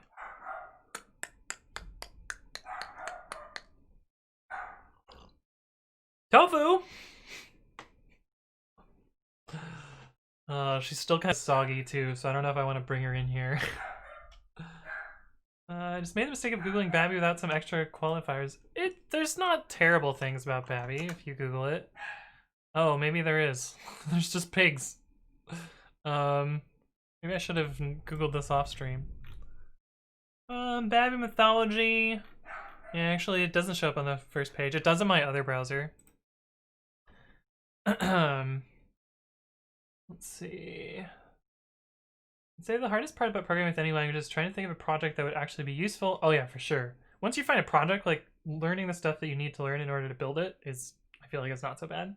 Bitchit, how's it going? So I accidentally joined my work meeting on Zoom when my name was maternity sirs. Oh no. Oh no. That's C++ even for an expert. Yeah, that's true. That's true. Does it on stream. Yeah, I wasn't really thinking there. There wasn't anything terrible. Okay, so I think this is related to so it's removing commas in some places. So actually, what test is this? We've got some unhugs. We've got some trailing brace ones. We've got some the import ones. Import ones aren't working. Time frog. Welcome to the stream. Thank you for the follow. Hopefully you're doing well.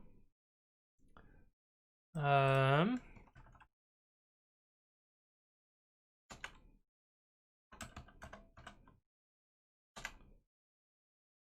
this is weird. So it's not adding these. So the import one, fix import.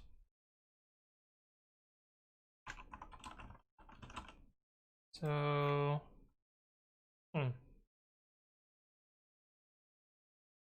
weird. Very weird. Very, very weird.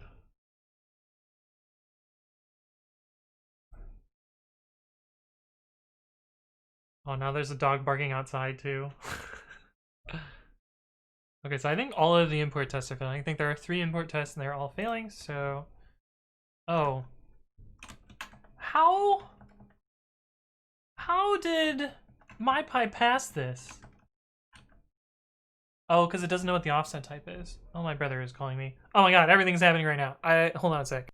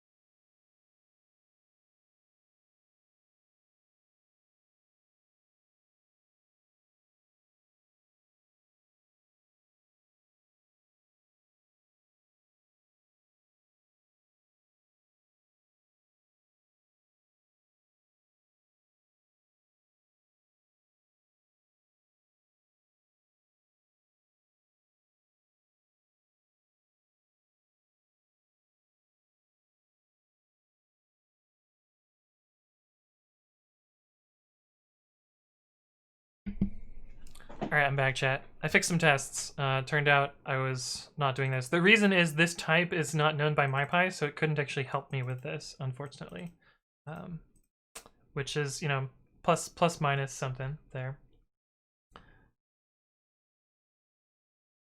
Time Frog says, I like what I see in the stream. Tests, iterations, love it. Yeah, we're doing mostly refactoring today. I'm not sure what is happening here, but it looks like the unhug tests are failing, so we'll be fixing those up. Hey, what's up, Wise Cooler? Thank you for the follow. Welcome to the stream. Hopefully you're doing well. These look like the plain parenthesed ones, which makes me think that the rewrites for where is it? Where's the code for this? That this is not matching anymore somehow. Which is weird to me. But we will debug these individual cases. Let's see, what does this look like right now? This is the one where it unfucks a list comprehension. Actually, I don't remember doing list comprehensions.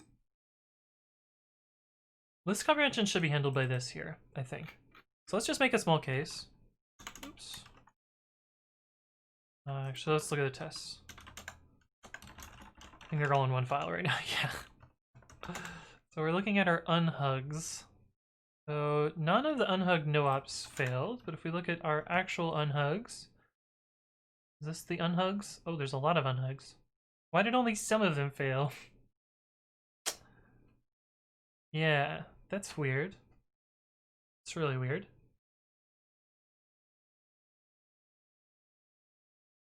This is one of the ones that's failing. Oh no. Why did this one fail? Fix trailing brace.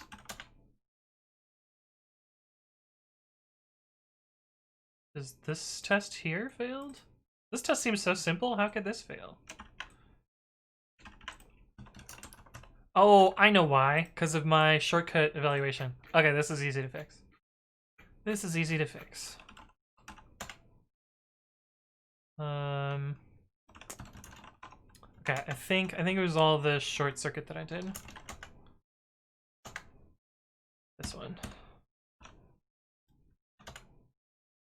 Oh, oh, that's so good to see. But it's gonna fail in 3/6. Almost guaranteed. Almost guaranteed? Almost guaranteed. Yeah.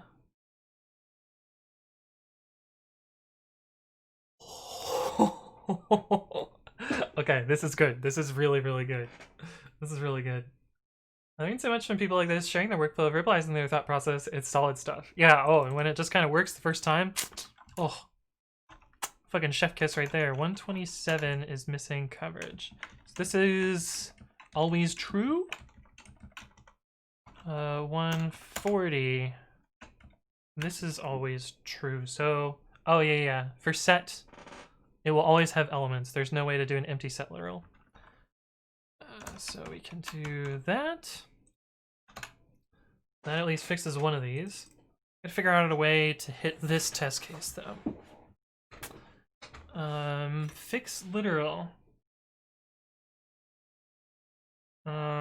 Oh, this is never going to branch in Python 3.6. This will only branch in 3.8. So I think I just need to do a coverage exclude there.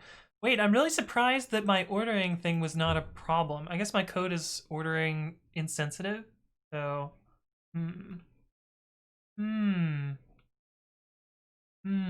Stuff about web scraping. I'm wondering if that's a Miller Lite can in the background. Here? No. It's a wobble bobble. It is just a normal water bottle. It is Lyft branded though, which is where I used to work. Oh, this is not the one that says wishes this was wine. But no, it's just a normal water bottle. I do occasionally drink the beers on stream. Especially if I open W3 schools. slammed like hundreds of pages in seconds. I actually didn't set my request rate limit. Oh no. Instant DDoS. Anthony explains list comprehensions. I think I did a list comprehensions video.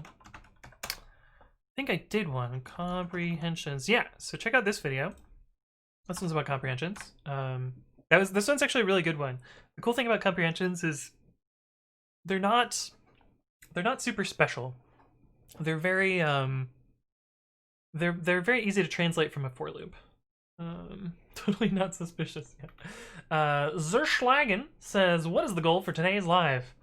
Do we ever really have a goal? Right now I'm refactoring some code to make it easier to compartmentalize stuff. And hopefully we can use this to build a plugin system for pyupgrade to make that easier to work with. But yeah, so satisfying, right, Tubrum? And Kahawa? And JB Pratt? That dopamine hit when your tests go green. It's true, it's true. I mean, they were green before I started. This is just a refactor. Janissary says, can someone help me with Python? I mean, feel free to ask a question. Do you drink coffee? Nope, I do not drink coffee. I've had coffee like twice. I don't really like it. Janissary says, is there any way to kill a callback method if a condition is provided inside of that callback function? You can just return early out of it. That would be one way, I think. I heard a loud bang. Yeah, Juice slammed the door. Because the window is open, so it's really easy to slam the door. Red-green refactor? Yeah, essentially. Essentially. Hey, what's up, Ezio Di Sadatore? Thank you for the follow. Welcome to the stream. Django versus Flask, what is better? What is better? So that depends on your concept of what you're trying to build. Django has many more features than Flask. Flask is much simpler. I prefer Flask myself, although I wish Flask was a little more explicit about what it does with its thread local global variable things. Like, I wish that was better. It's not, but I wish it was. I tried return, break, exit, quit, even tried thread, but not working. What do you mean by kill the callback method? Like, where is the code running that's having that trouble? Like, show me some code, maybe I can help you more from there, because it might just be like conversing about the code that we're misunderstanding each other. What is butter? Yeah. Hello again, Ezio.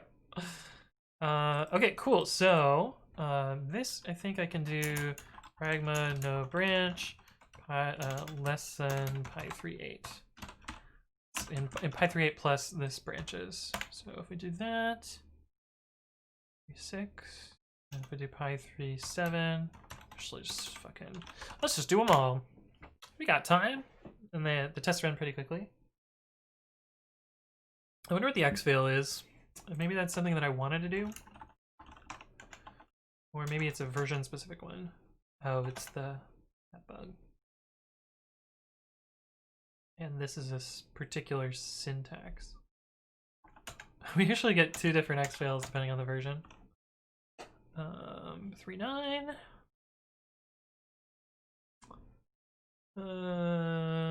Django is for things like CMS, similar to web. If you want an API, then Flask or Quart. I mean, you can write APIs in Django if you really want. Tenverok says, what's the fastest built product you've ever been part of? Any insight on why it went quickly? So I am more of an infrastructure developer, so the product word, like by products, I mean, we did do deliverables for developers and stuff. You know, depending on fast delivery, that could just be because it was a small product or because it was a large deliverable. I mean, it could be either way.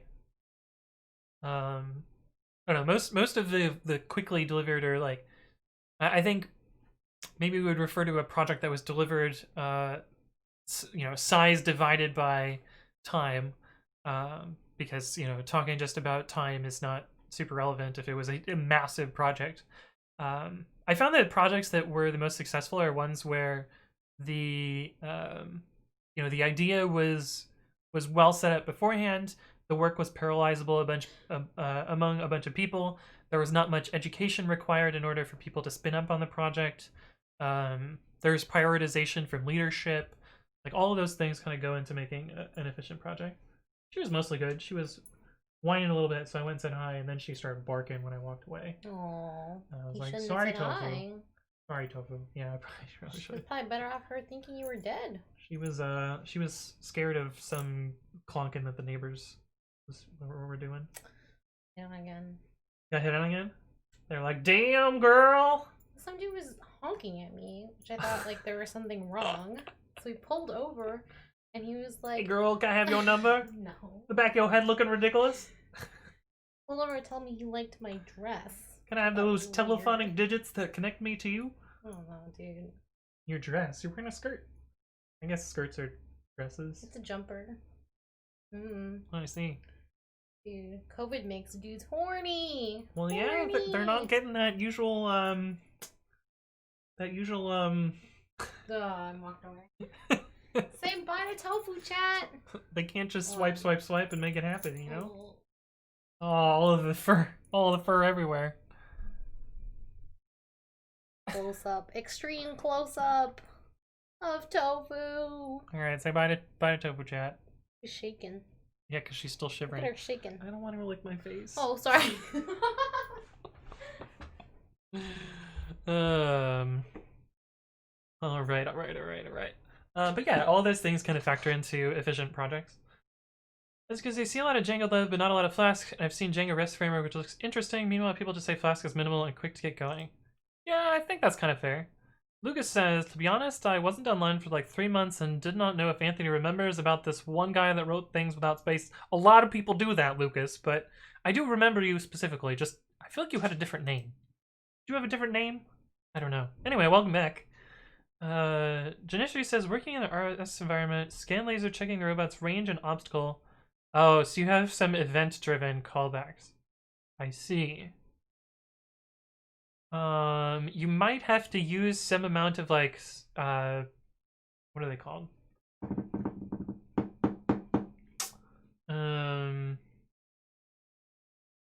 Monitor variables. Monitor? That's what they're called in C#.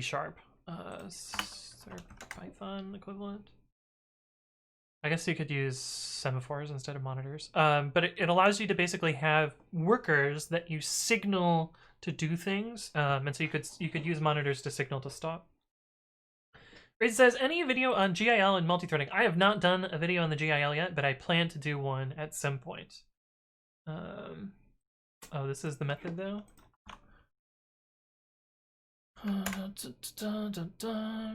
Okay, it doesn't redirect to W3 schools. Callback. Oh, this is a screenshot of code. This doesn't help me.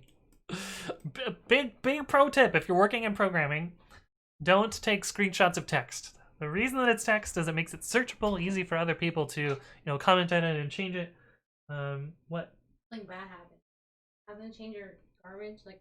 Oh yeah, some of the garbage bags, the bottoms just are opened. Yeah. What do I do now? Take the whole garbage Yeah, out there? What? Oh, did all of the trash? Pulling up the trash, and the trash Oh. is now unprotected in your trash can. Yeah, get another bag and pour it into the bag. Ugh. Might end poorly. Yeah, do it outside. If that wasn't clear. Mel? Juice? Do it outside. Okay, alright, I didn't hear you. I actually don't know much about Raspberry. But my guess is like you probably have a tight loop inside this callback here, and you would probably just need some way to, check periodically that you should still be running that callback and cancel it otherwise. I want to leave the method in the else condition. You should be able to just, oh, you know what? It's probably calling this continually. That's probably what this, one of these messages is down here. So you probably just need some way to like set some state such that this early exits after you've canceled this here. Amon is off as my last name. Oh, I understand. I see. Cat says, I've been struggling to learn Python. Do you have any ideas that can help me? I have gone through a Python Django course and struggle with piecing everything together. My recommendation is to like start with a project idea and then implement the project. I think that's how I learn the best. I find that it's, you know, you spend a lot of time Googling stuff and that's how you learn. I think that's my advice. That's how I learn stuff. It's project idea, some semblance of an idea of like how I might approach it just from a thought perspective, and then lots of Googling to fill in the blanks on how the actual code portions of that work. Zergschlagen says, how well do you think a Python backend to process large amounts of requests and store data, let's say all of MasterCard's transactions? I mean, the programming language isn't really the limitation in a lot of those things. Like, yeah, it's going to control some of your latency, but I don't think it's going to control your throughput. And depending on how much complicated business logic or how much like I/O you need to do, most of that is going to be on your data store and not actually on your application layer. But Python would work fine for that. Of course, like other languages might do better if you find that, you know, your cost is mostly spent in CPU time inside your web app, then yeah, maybe picking a more CPU efficient language would be a better choice, or like going to going to PyPy as another alternative for Python code. Yeah, there's a whole bunch of ideas there. Missed the doggo cam. Oh no, time prop. Front left by the speaker. Good to see you again. How's it going? Trash buster. Flip the can. Yeah, real life comes at you fast. It's true. It's true. What are callbacks? I was only dealing with events so far. Oh, so the event, an event that calls a function, the function that gets called is called a callback. Callback is what our grandfathers used before we had async await. It's true. It's true. Where you didn't have great control over an event loop.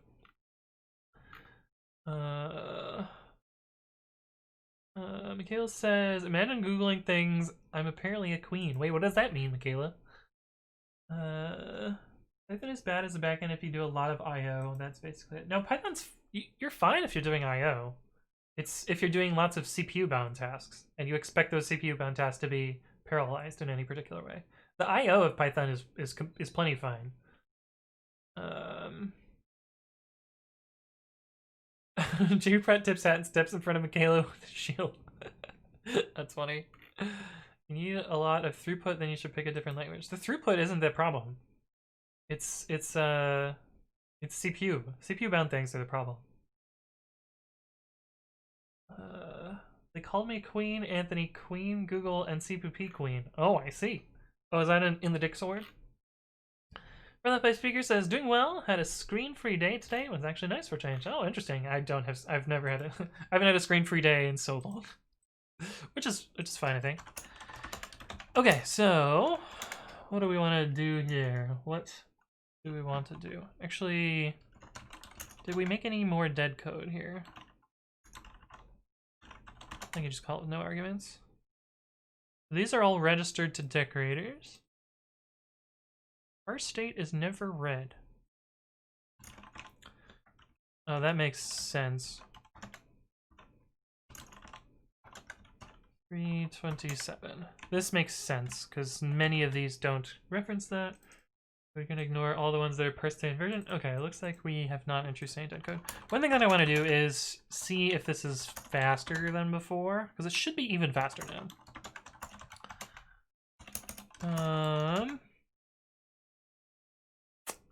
What was our test directory? VM new bin pip install dot. So time VM bin. Oh my god. It is substantially faster. Holy shit. That's huge. That's actually fucking amazing. We're looking, so the old one was like 514 was the best. We're looking at like 100 milliseconds shaved off. That's actually really good. Python IO is dog slow compared to Go? It's really not. I promise you. They're basically the same. IO is not different in different languages. It's at the end of the day, it's still going to be C function calls or libc function calls to read and select.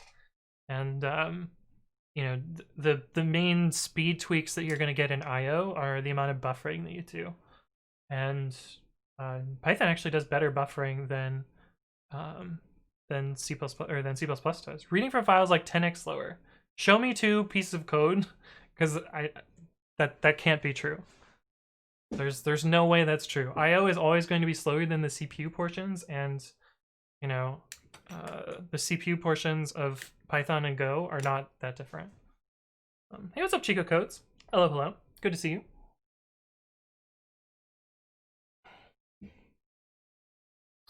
I mean, interpreter is problem non-native code, but a lot of methods use a lot of frames to get instantiated compared to C++. I mean, yeah, that's true. First, that's funny. Can you import a function with another name, like import funcx from lib as new name? Yes. In Python, that looks like from os.path import join as join path, and then you have join path as a function. Yeah, so you can rename stuff using the as statement in the imports.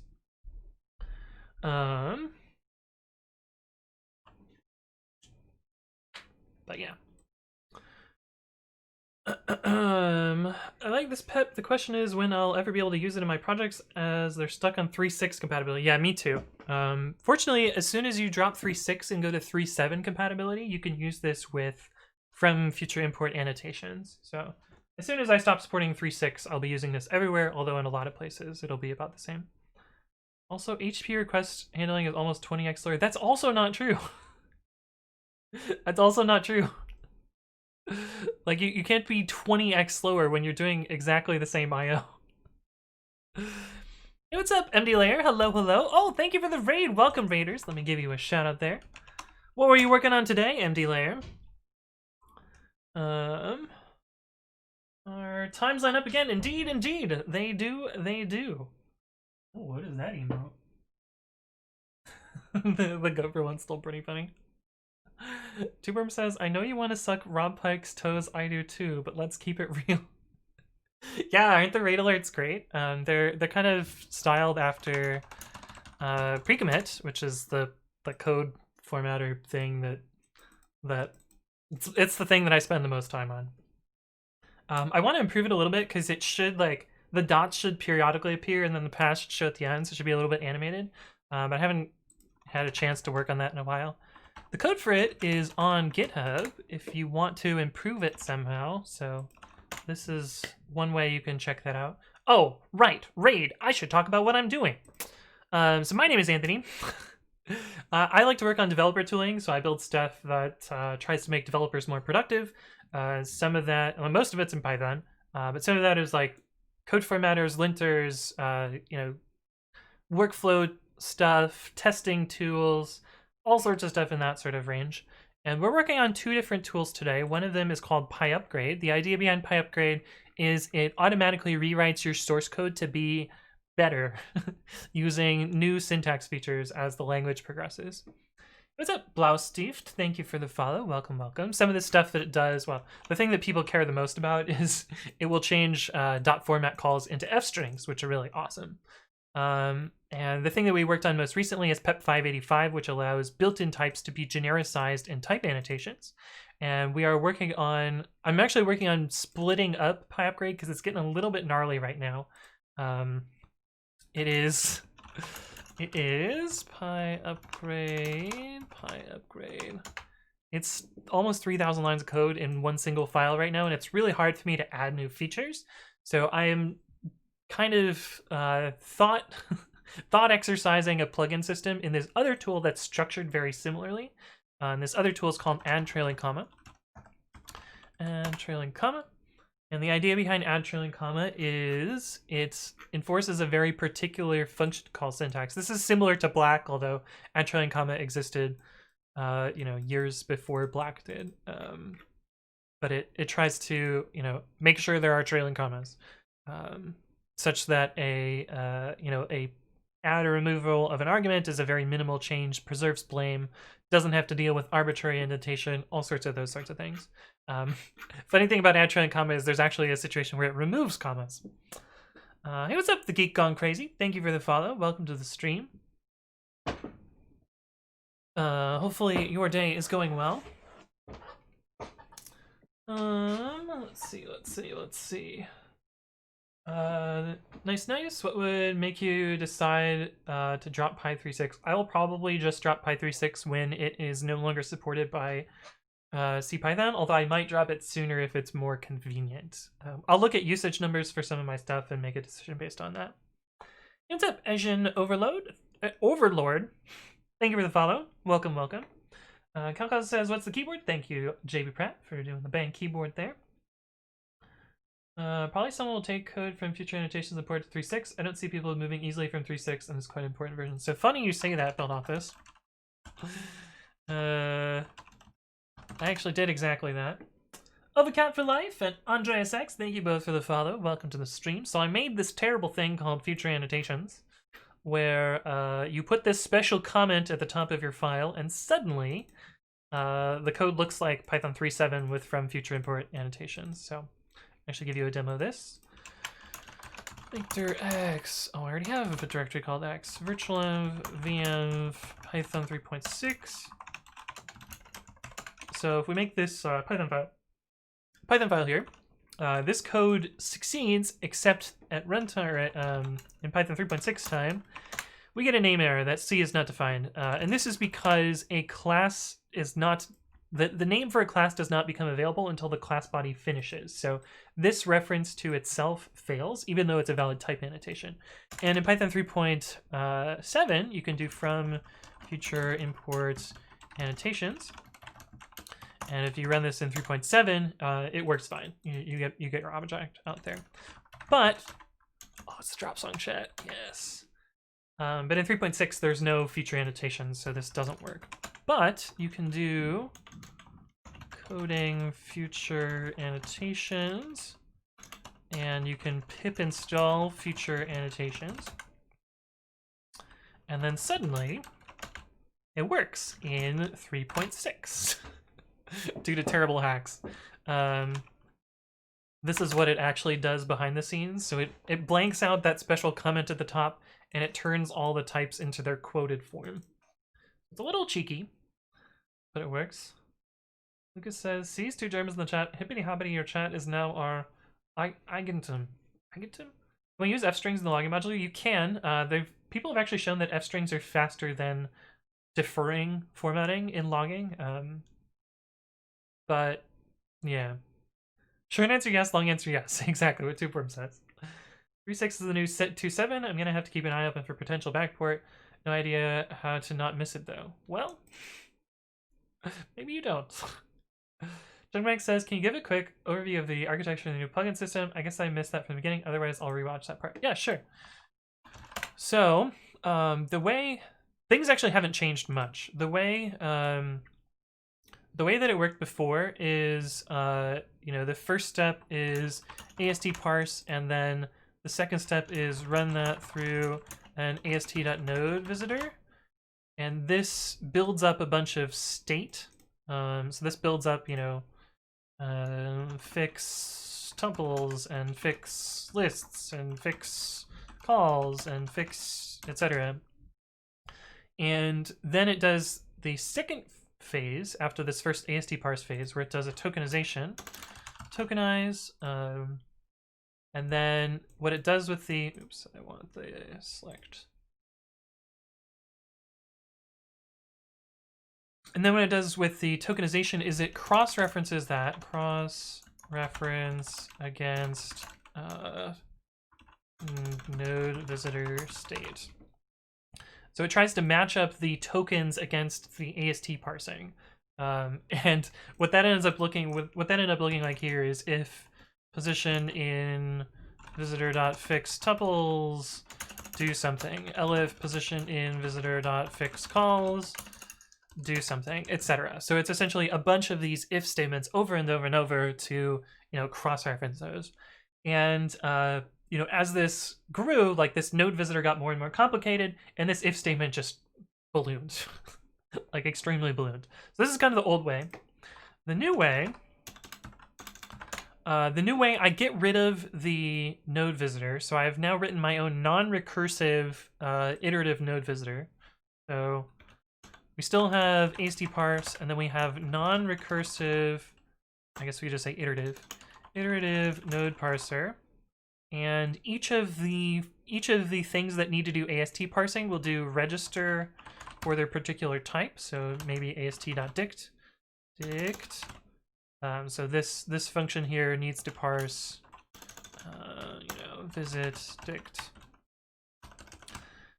This needs to parse dictionaries, so you register a visit dict function, and that adds to this iterative node parser. So it allows as many callbacks for each type as you need. So, you might have like 3 things that need to parse dictionaries, so they would each have their own separate callback here.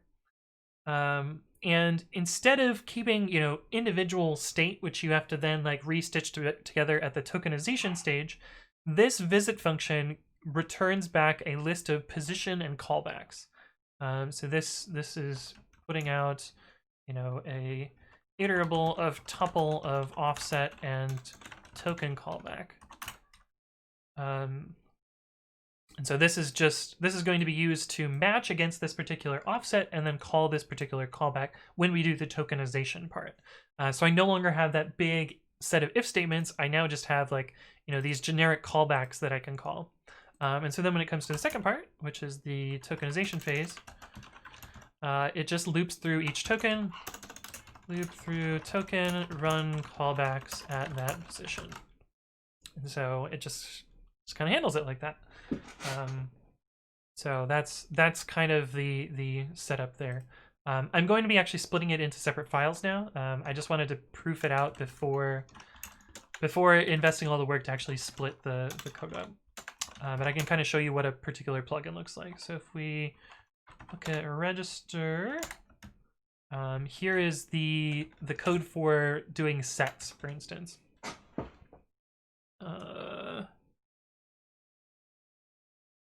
So a set has a offset from the particular AST chunk, and its callback is this fixed literal, and it needs to have some state here. Well, this state actually gets shared between sets, lists, and dicts and tuples down here as well. So tuples also can call that fixed literal function here. But yeah, you basically build out a bunch of plugins like this, and then at the end, when we actually do the fixing portion, here's the fixing portion.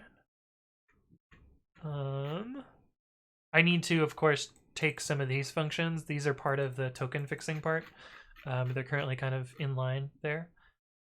But yeah, the end part now is just like loop over the tokens and call the callbacks at that particular position. There's also some other code for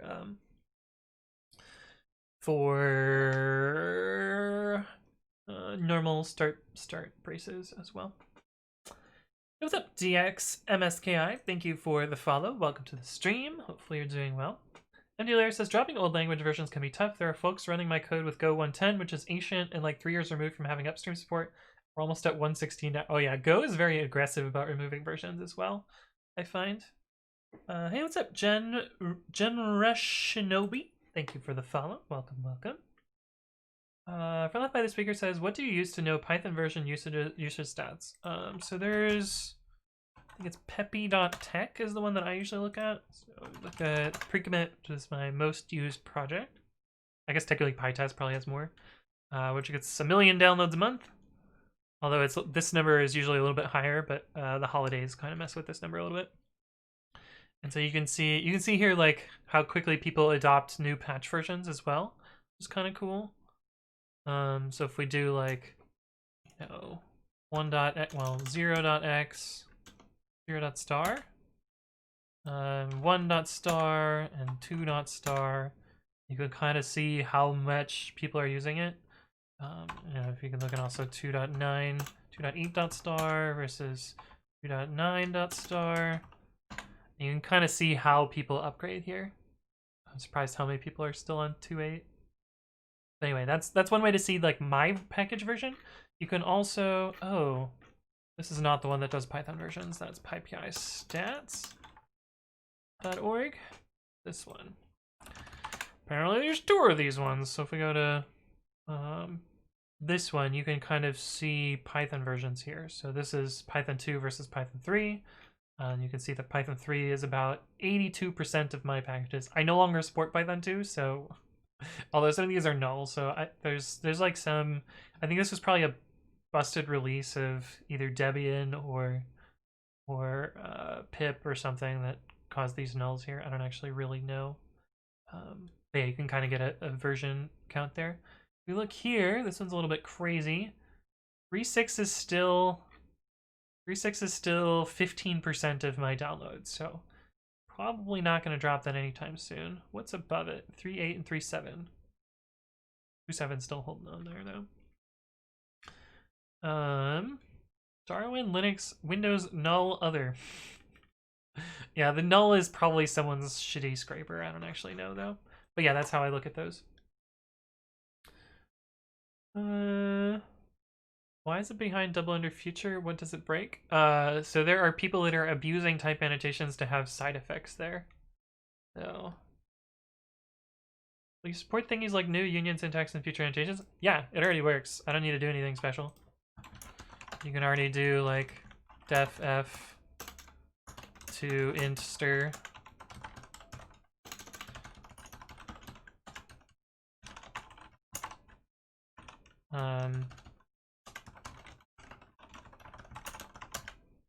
So that already works. Python 3.6 t.py.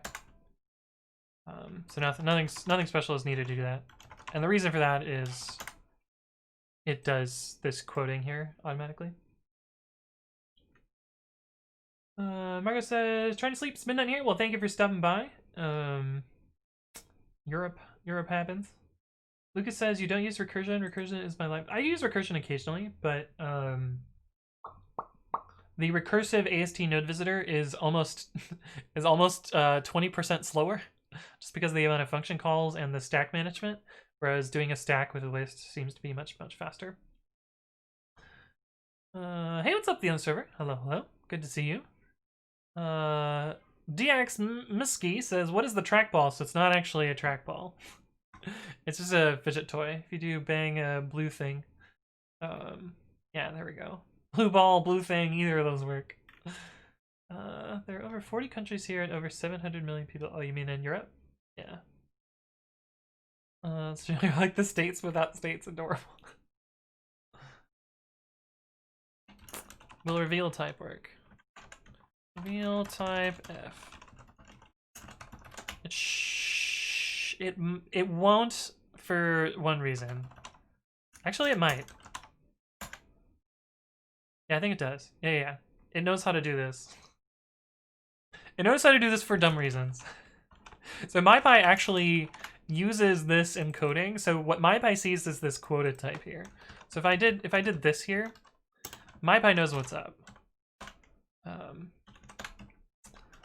But yeah, it's a little bit cheaty, but it does work. MyPy figures it out. I don't know about the other type checkers, but I know MyPy will figure it out. Oh, I dropped a bunch of frames. Oh no. I did drop a bunch of frames. What the fuck? That sucks. Hey, what's up, Vinit? Hello. Lucas says, I'm gonna go catch some sleep. Well, thank you for stopping by. You can have OR and return types? Yeah, so it's a union shortcut. Cheater. Yeah, so Raisin, that's in PEP 604, which is what I'm actually working on today. Oh, did I forget to change my title? Oh, I did. Oh well. Good enough. Close enough. It is technically pre-commit, but but yeah, the OR is just a shortcut for the union. Magic. Notice maybe stuff like depend about checking all versions. I have a package which no one uses and the only traffic is from null. Yeah, I don't know. It's kind of weird. Some like broken bot. Froze for like 1 second. Yeah, it's about. Actually, I lost about 5 seconds of frames. I don't know what's up with that. Is this issue with your flaky internet connection and cables having voltage? Yeah. the weird grounding stuff is still not completely fixed, but yeah, it's just my internet being shitty. Nothing I can really do about that. Okay, so let's I guess split this up into different files now. Actually, I kind of don't need to for this. Do I need to? I think I want to move all of this code down though. Yeah.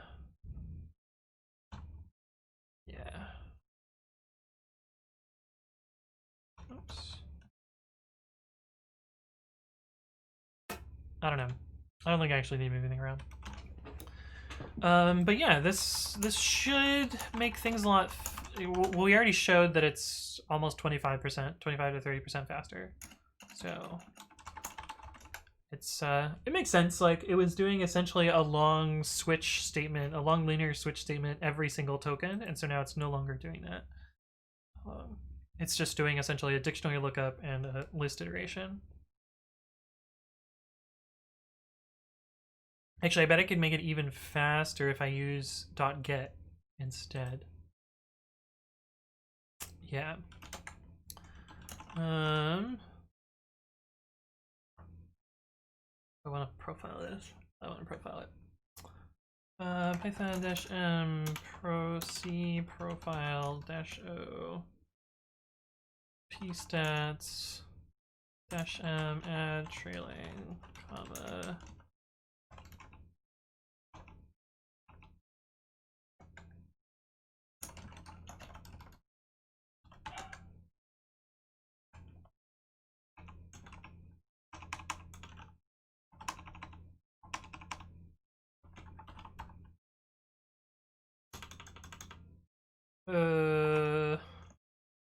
Dot tsvg.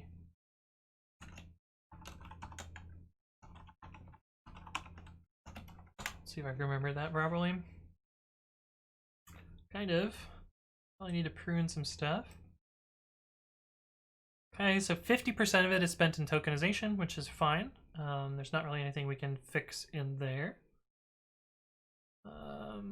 What else is spending time? I expect default dict to do some work here. Maybe we don't see it because it's in C though.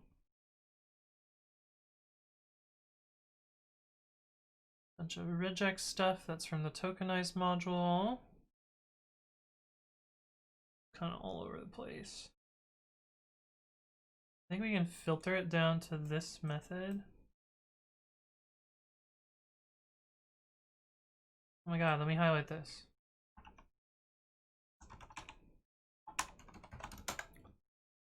-z root.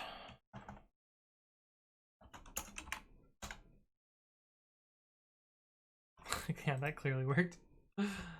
I need this. No, this is the right pruning. I don't know why this didn't actually prune though. Maybe we need to go one layer further. 594 fix file. 594. What happens if I remove this? Nope. Fix file. Yeah, the pruning code is busted. Oh, that worked. Okay, that's a little bit better. Next auto update queue will be huge. Yeah, because my pi is going to change. Potentially pyupgrade is going to change, and potentially trailing comma is going to change. Assuming I get all this shit done. Oh, well, I basically have to get it done today. Oh, I'm running out of time. No. Okay. Source to tokens. Okay, so this is the visit.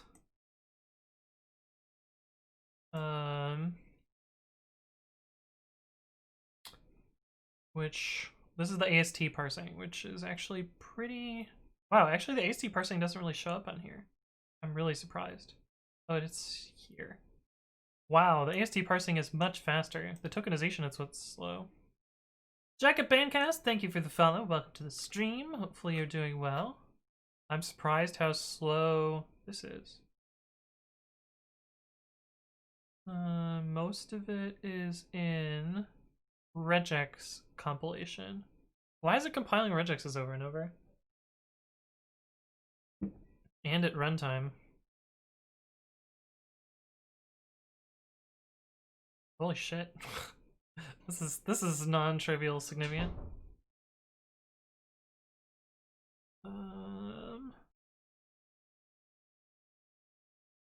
Ilton's get at her. That's kind of amazing that this shows up here. I don't remember using get at her in that function.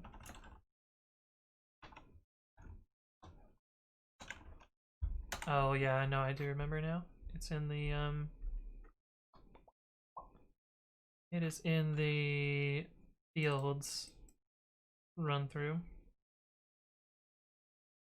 What is this graph? This is a performance graph of what's happening here.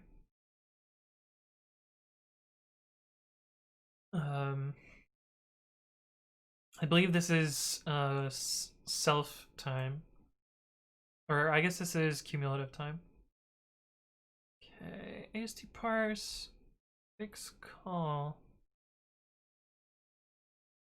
Find simple has spent a lot of time. Oh, that's not so bad. Length is called a lot.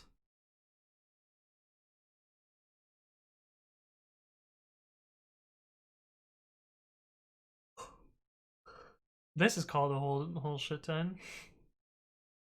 5% of that is just building offset objects. I wonder if that could be cached at some. Parts C profile, parts to like, yeah. I go over it in more detail in this video. Okay, so what was I gonna optimize? I don't even remember what I thought was slow. Oh, I thought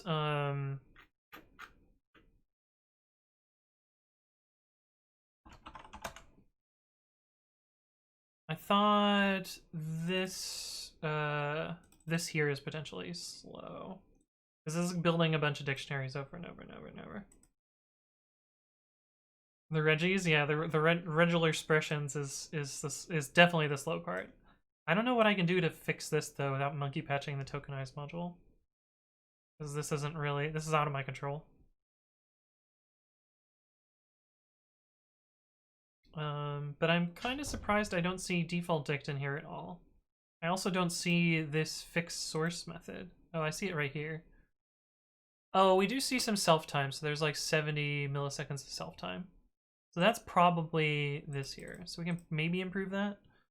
Hey, what's up? Your favorite Kyle. Thank you for the follow. Welcome, welcome. Original expressions, yes. Callbacks.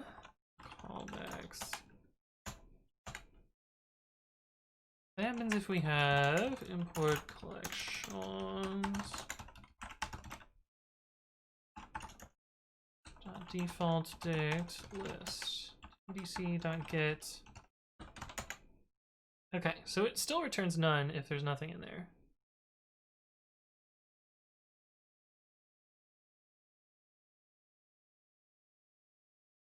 Okay. So if I do .get empty tuple, is this going to be faster? Is the question.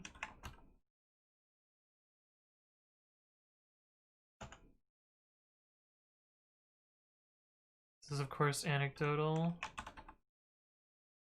So we don't really have great comparison here.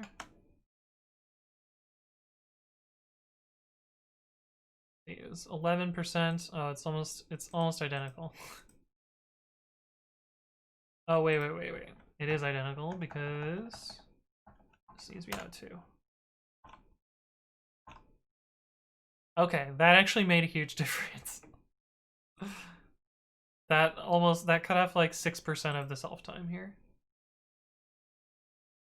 That almost halved the self time in that function.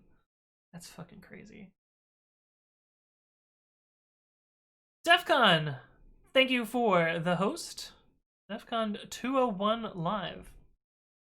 Interesting channel. Welcome to the stream. Hopefully you're doing well. Yeah, so that's actually really super worth it.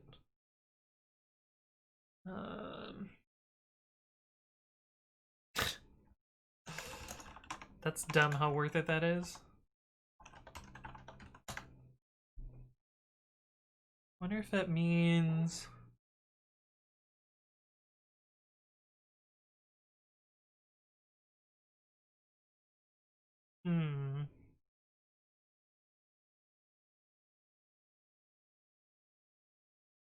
what is changing list?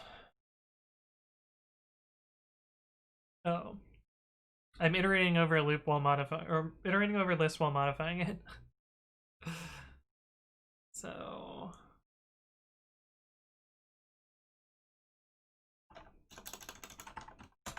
though this is a default date, by using get, this code is almost this function's self time is almost 50% faster. We rate other coding and maker channels after we streamed. Also following on Twitter, neat stuff. Awesome. Well, glad you're here. Thank you for the host, and hopefully I'll see you around in the future. Boss says, totally gonna look into it. I've been doing profiling on some projects in ways that would make the Anthunk cry, probably. I mean, sometimes I do very, very, what is it? Very, you know, rough profiling with just like time and time itself. The time module and the time executable. I realized I was ambiguous. So yeah, sometimes some of it is worse. Drunk says, wait, how does that work? It calls an empty tuple. No, so this is a loop. So this contains a list of callbacks, and this is an empty sequence, so it's gonna loop over this 0 times. So it just skips this. Arcania, thank you for the follow. Welcome, welcome. Never mind, I'm tired. No, it's all good, Jarunk. It's all good. Cool follow message. Yeah, I wrote that myself. It's supposed to mimic the GitHooks framework that I wrote. Pre-commit, which produces output like this. I need to improve it a little bit to make it animate a little bit better, but I haven't had time to work on that in a while, so I haven't.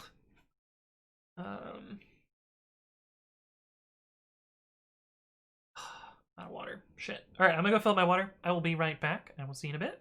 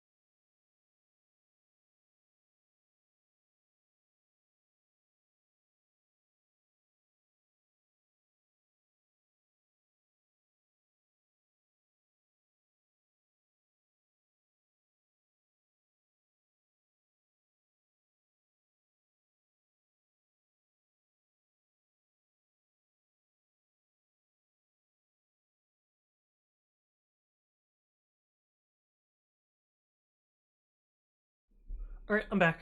Tofu was being a butt, so I was checking on her, making sure she was okay. She bit juice. Yeah, yeah. She bit you to blood, Tofu. Does chat want to see it? No, I don't think it's gonna show up on my camera. Look. Oh, that part is way more blood. Holy shit. Yeah, she got you good? What's water if you can drink whiskey, right, Pragmatic Lou? Hello, welcome back. Print is the only debugger worth using.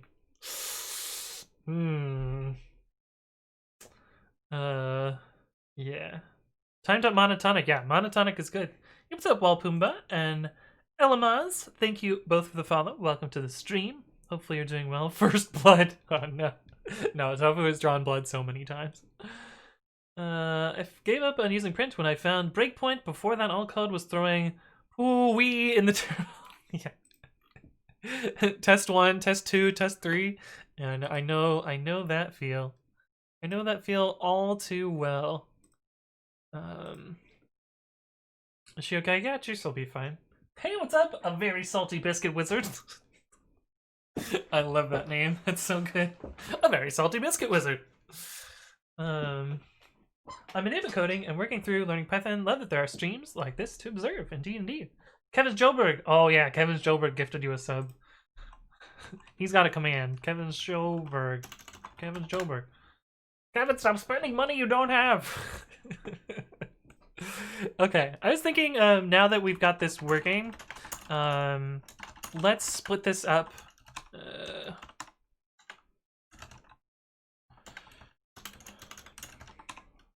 Let's split this up into separate files. Now that this is working and faster, which is kind of amazing. It's much more code, but I think it's much easier to deal with. Okay, so we're gonna start by doing what? We're gonna make dir add trailing comma, and we're gonna git move add trailing comma dot py to add trailing comma slash underscore main dot py, and we're going to touch add trailing comma slash init dot py, and we need to change setup.py, setup.cfg to packages equals :find. I always have to look up the syntax for this because I usually do one. Oh, it's find : not :find. We need to add this bit here after entry points. I have a formatter which actually sorts this, so I don't really care about this. .main : main. Okay, so now if I do pip install -e dot and do add trailing comma dash help, that should still work, but the tests will all be broken. But that's easy. .main import this, .main import that, and now the tests should pass. Okay.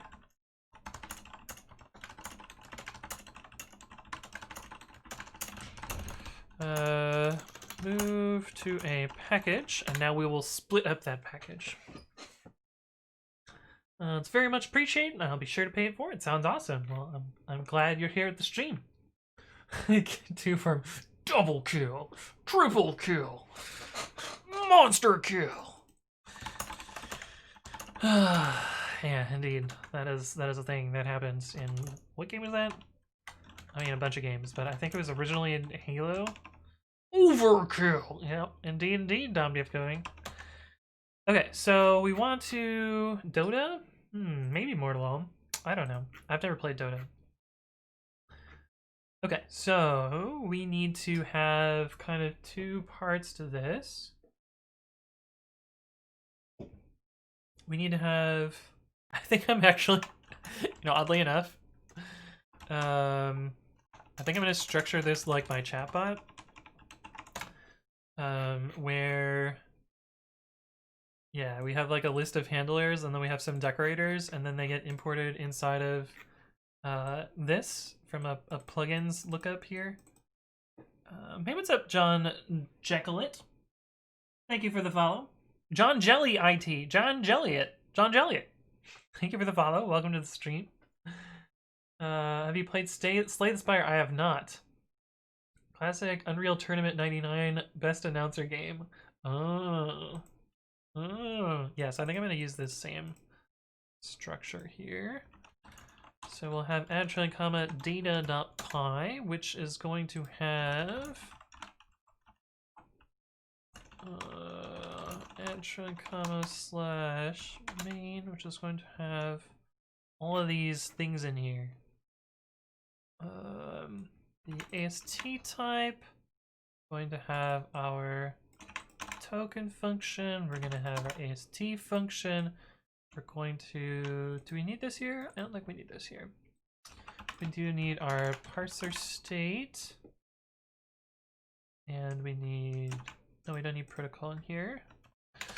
See, from typing import type var, we need import AST. We need from tokenize RT import token. We need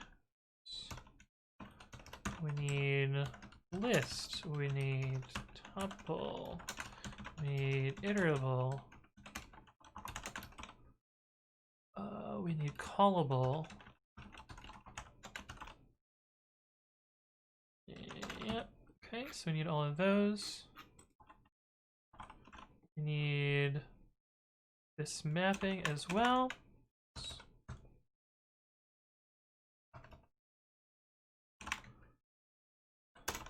And we need our register function. Actually, do you fit on one line? I feel like you do. Oh, look at that. It fits on one line. Wild. Okay, so this is the main chunk of code to do the registration. Then we also need to import all the plugins. So we will do add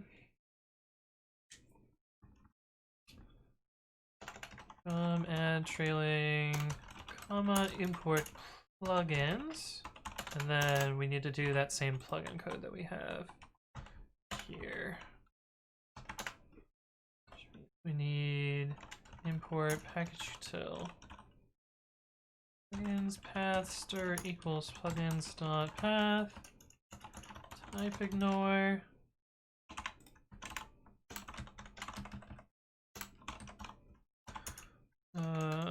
mod infos equals package util dot walk packages plugins path plugins dot name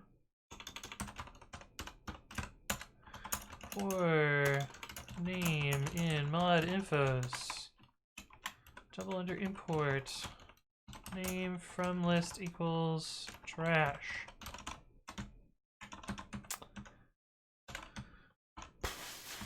Okay, and trailing comma slash plugins touch this slash init.py.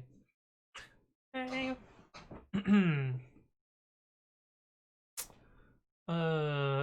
I just spent too much time trying to figure out how to add all my stuff to my Git ignore because the stupid directories have all these ugly ass spaces in them and Windows is literally garbage. I hate it. Save me. Oh, is there a web app for Git ignore? That's kind of cool. Already says, why don't you let Precommit fix the import order for you? I probably should just let it do it for me. I don't know why I was doing it manually. Good point. Elma says, hello, what's the current project you're working on about if it can be summarized in a few words? I am working on 2 code formatters. And not that one. This is the one that I'm working on, which is called add trailing comma. But I'm also working on pyupgrade. The idea behind add trailing comma is it makes your function call syntax look like this. It's kind of like Black, but this existed many years before Black did. But the other thing, the main project I'm working on is pyupgrade, where I am trying to auto rewrite some source code. This is the last auto rewrite I did, which is to implement PEP 585. And hopefully, if I get enough of this done today, I will be working on PEP 604 as well, which is a new union type. You can do Bang today and learn more about what I'm working on. Term cap. Thank you for the follow. Welcome to the stream. Man, I've had quite some pains dealing with term caps in the past. I mean, I still have problems with them, but not you personally, term cap, but term cap in Linux. I hope you know what I mean. Oof. I can't remember. Does getting to understand quotations? I'm not sure. Oh, did I spell name wrong?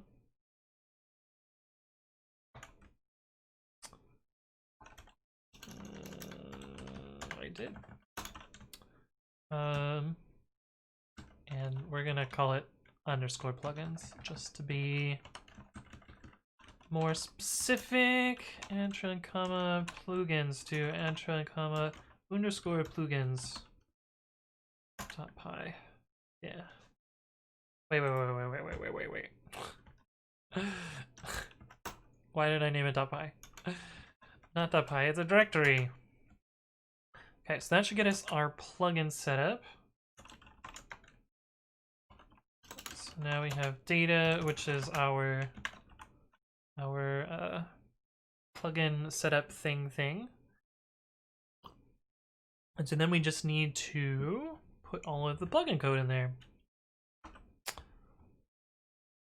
Oops.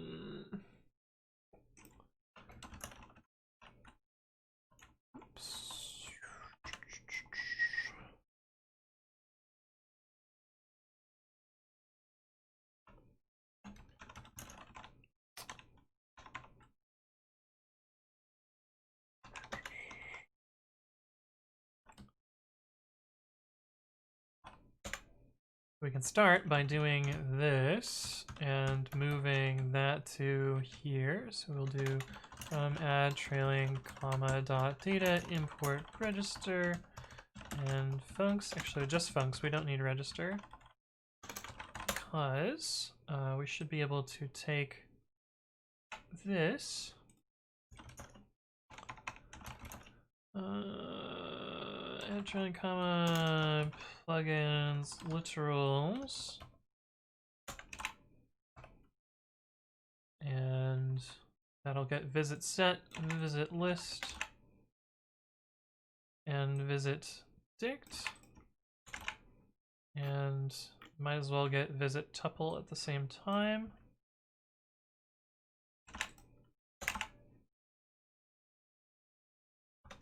Visit tuple.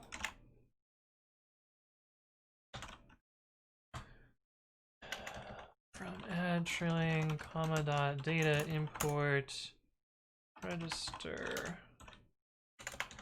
From typing import list tuple iterable.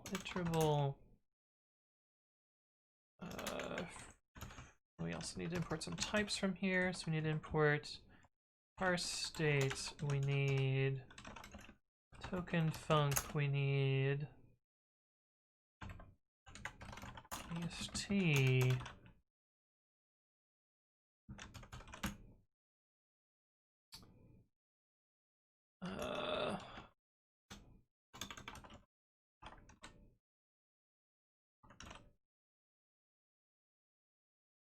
We're gonna rename to offset from that to AST to offset. To offset. I know you shouldn't change a whole bunch of shit at once, but fuck it.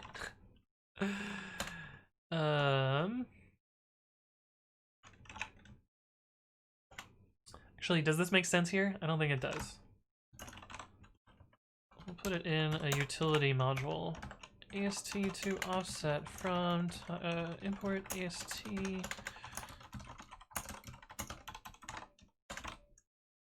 Yeah.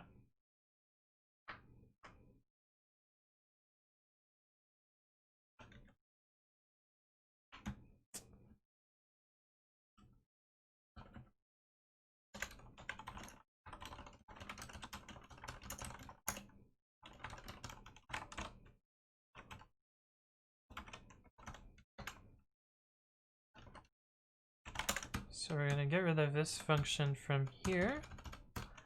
Oops. And we are going to get rid of these functions from here. Alright, so now we can start doing another plugin. Except we want to flakate that guy. Oh my. From tokenize RT import token.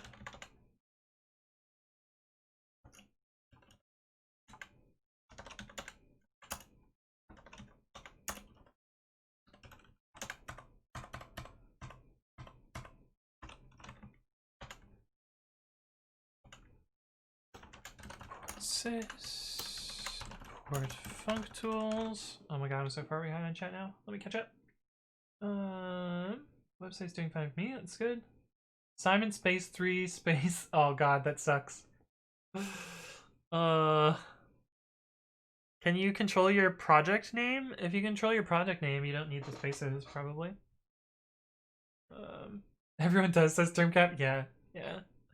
I like that way of doing plugins. I need to implement a plugin design. I might steal this inspiration from you, and I'll have something to look at your pyupgrade repo for that plugin registration thing. You can actually look at the bot repo, because that code already exists. I don't need to...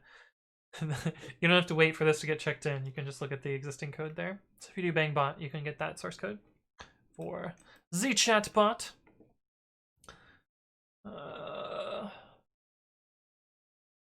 Oh yeah, VS Visual Studio has a Git plugin that might be useful if you're not using that. So they want you to use Visual Studio, but won't tell you to use the fucking thing. Oh no. Hey, what's up, Bash Bunny? Hello, hello. Welcome to the stream. Okay, let's fix these down. Oh, I did it wrong.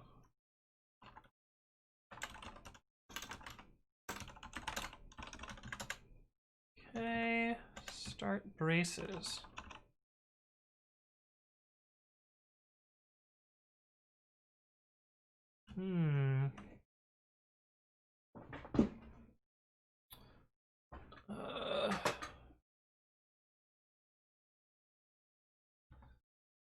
Let's see, from add trailing comma dot token helpers import start braces. So we're gonna put that in there. Add trailing comma token helpers.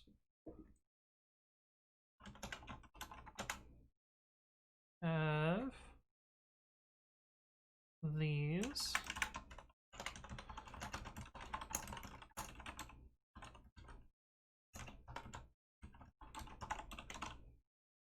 That gets those out of there.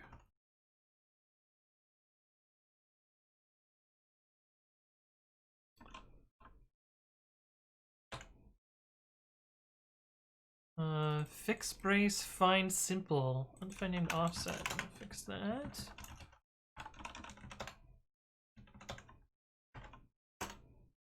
Oh, this is still the old version of this.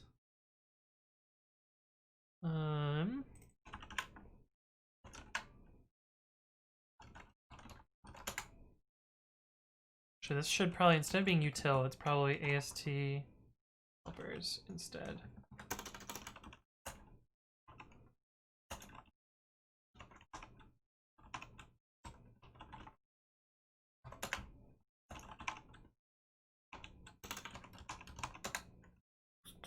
Yeah, like that.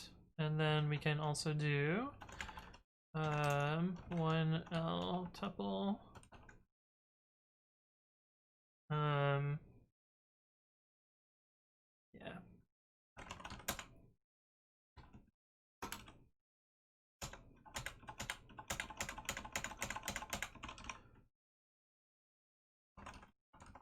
So move that function. Oh, actually, you're only used in one place, so we don't need to move you. You can just put this directly in this plugin. That's kind of nice.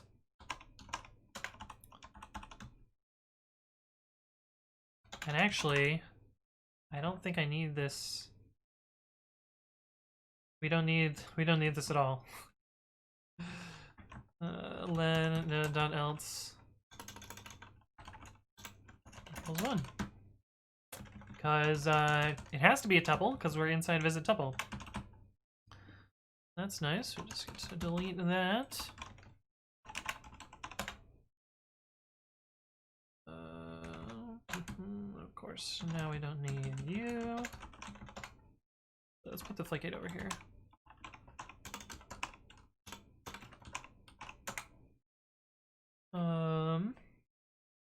But yeah, how you doing, Bash Bunny? Welcome, welcome, welcome. Pylang, good to see you again. How's it going? I also need to find an excuse to write something async. I have yet to learn. Yeah, that was actually why I wrote my bot. It was because, yeah, because of that. Okay, so we need fix brace and Find simple.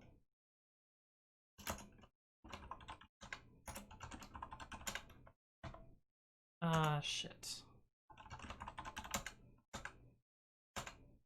Oh, that one's fine.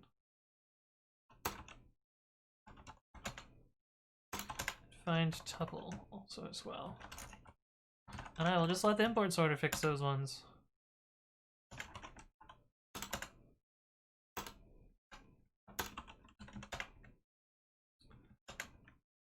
Well, except it makes Flake8 mad, because this line's too long now. We'll do this, just to make it happier. We like lines on 50.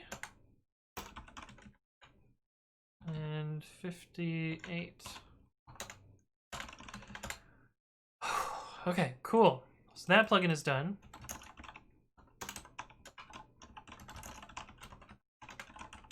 On to call, I guess. Gotta go to sleep. Well, thank you for stopping by, Baldalas. Good to see you. Bash Bunny says, I'm working on some React right now. It's fun seeing what you're doing. I really like Python. Awesome. Well, I actually don't know much about React myself, but I'm glad you are enjoying it. I assume you're enjoying it. I've heard good things, and the little amount of React that I've written was fine. Mostly just seemed like a fancy templating language, though.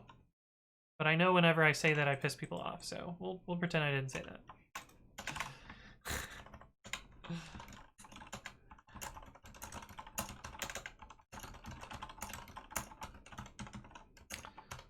Tuple set offset.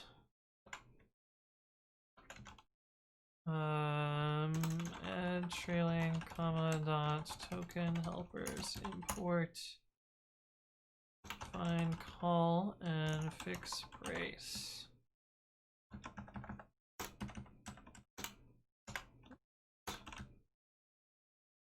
AST, we need parse state. And we need a register. We need iterable.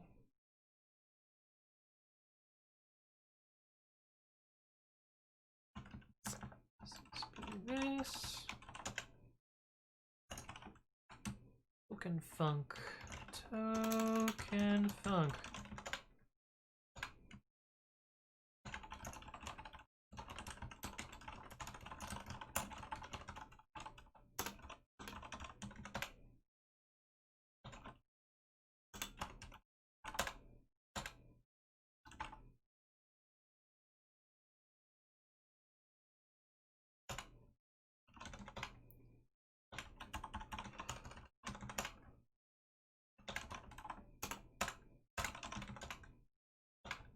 tools. Okay, that one was easier than the last one. Cool. You might get a bad reaction. Oh no, oh no. I'll see myself. Well, thank you for stopping by. Igor Silveria says, Jesus, what is your word per minute? On this keyword, I can hit about 110 or 115. On my other keyword, I can hit like 120 or 130. But pretty fast. Pretty zooming. Okay, so that's calls out of the way.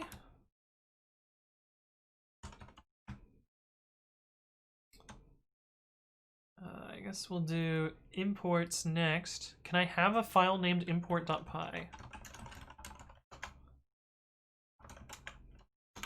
don't think you can.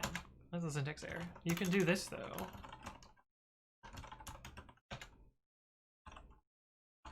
Yeah, I don't think we'll name it import.py. That seems like a bad idea. Plugins, imports. Actually, let's name them all the same. Move add comma plugins call.py to add comma plugins calls.py plugins imports.py. The imports one is super simple, so I'm just going to do that one real quick.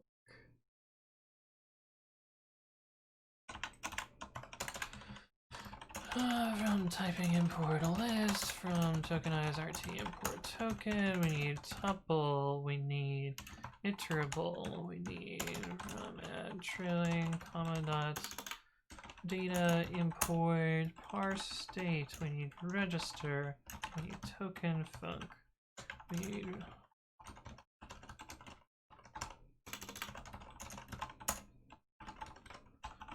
this. And we need fix brace and find import. Find import can actually go in this file though.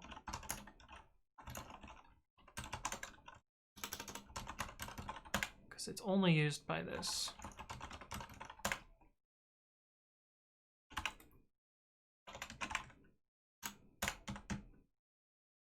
Oh, from fix though. From add trailing comma dot token helpers import fix and fix brace and find simple.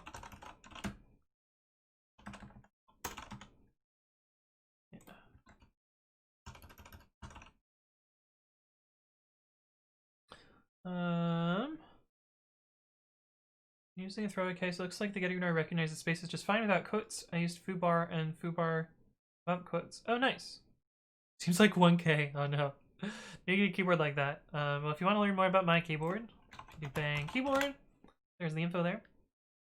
Cypher says, I can barely crack 80 words per minute. 80 words per minute is amazing. 35 is average, so anything above that is super speedy.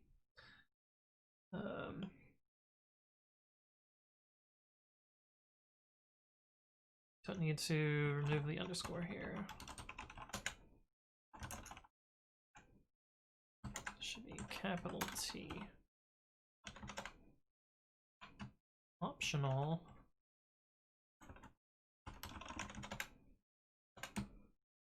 Offset. Pasted too much. Okay.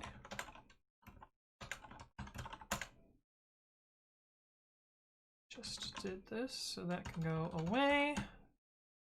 Okay, so now we need to do function defs. There's actually a bug here, which I need to remind myself of, in that I'm missing a async function def. So I will have to fix that at some point. Is that a membrane or mechanical keyboard? This is a mechanical keyboard with Cherry MX Reds.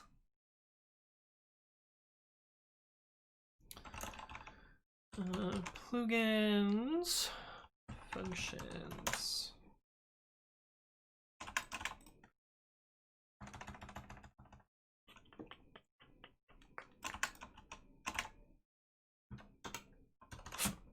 Oops, excuse me.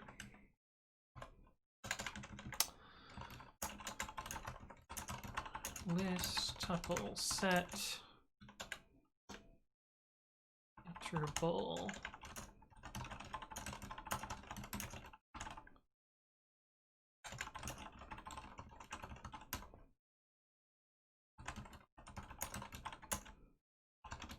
Fix brace.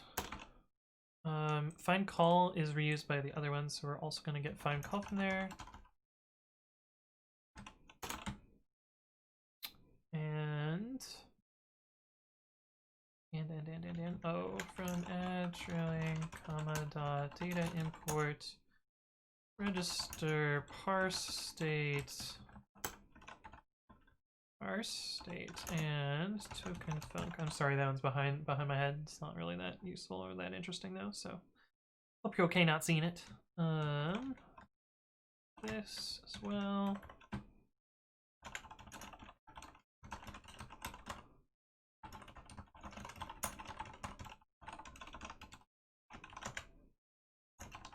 Func tools.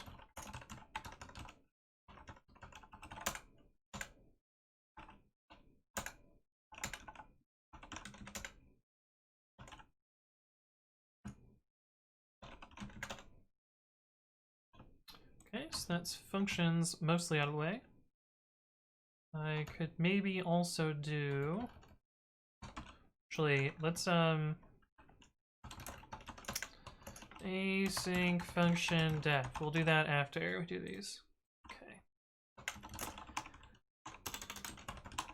Okay, so I think the last one is classes.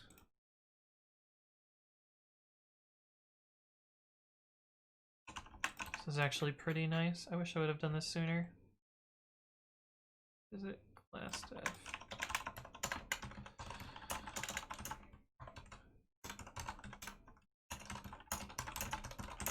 This tuple set, iterable, offset token,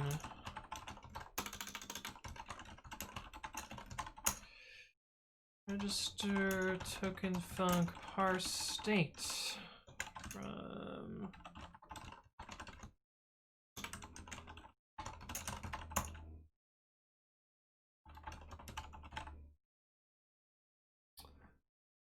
need these as well. We need fix brace find call. Oops.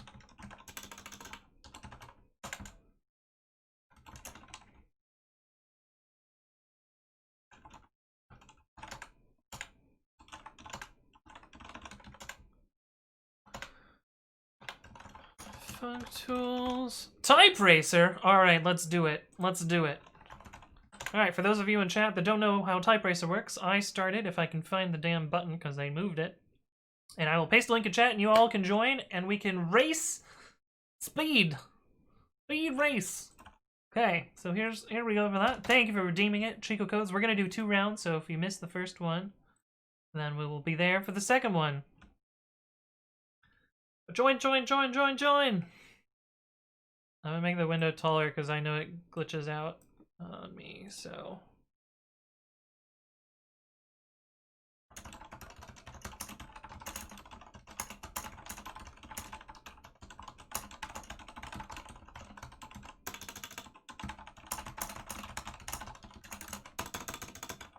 Ah!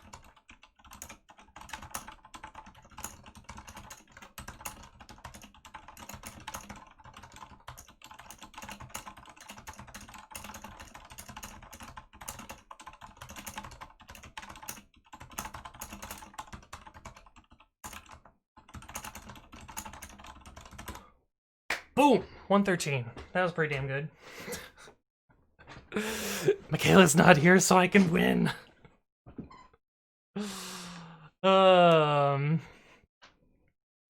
Lorisa says, I should run some type racer. Just got a new ducky with silent reds, my first mechanical in years. Nice. I recently got some clear speed switches. They're so shallow, it's kind of crazy. Hey, what's up, baseball? Hello, hello. You're 150 words per minute. Well, join the type racer and prove your worth, baseball. We'll do one more round of this, and then we'll get back to the programming.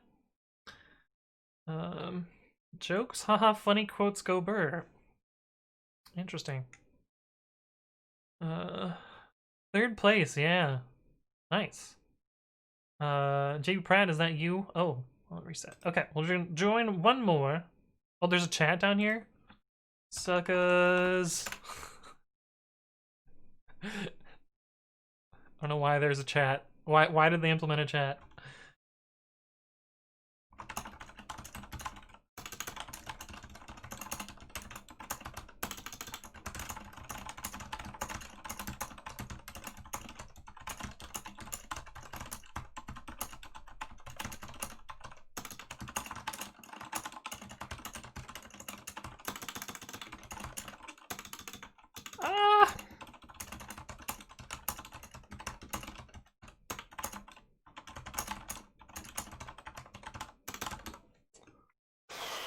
Man, 99. That was slow this time. That was slow. The 111 beat me. Chico Code says, dude, I got an ortho linear a week ago. I'm surprised I did more than 40. Oh no. Oh no. 94 is amazing. That's amazing. But anyway, thank you for redeeming that, Chico Codes. That was fun. It's been a while since we've done a type racer. What was I doing? Like eating this file. That was just white space left, which is easy to fix. Okay, so I believe that gets us down to just deleting code and moving it into the right spot. I know that find simple needs to move now. By simple, you are much more complex than I thought. Token helpers. So we need this. We also need this last little bit here. And we need the fix type. Ooh, let's delete this code. And up here we need to change it to this. And find call. Not underscored anymore. This is not that anymore. Delete this. Find tuple, I think, should just live in here.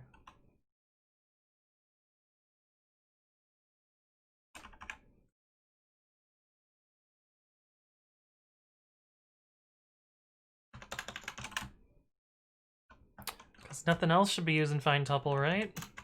I would think.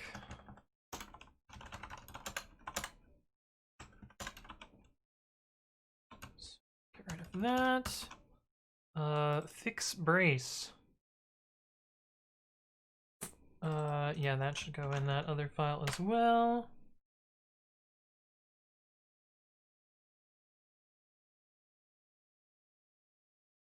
Okay, copy it here. And then, oh my god, there's a lot of code in this function. There's quite a lot of code in this function. I guess this is like the core logic of the whole thing, so kind of makes sense that it's more complicated than others. Okay, so we can delete this now. And let's see where that puts us. Oh, we need to put fix into here. Did we put fix into here? We did not.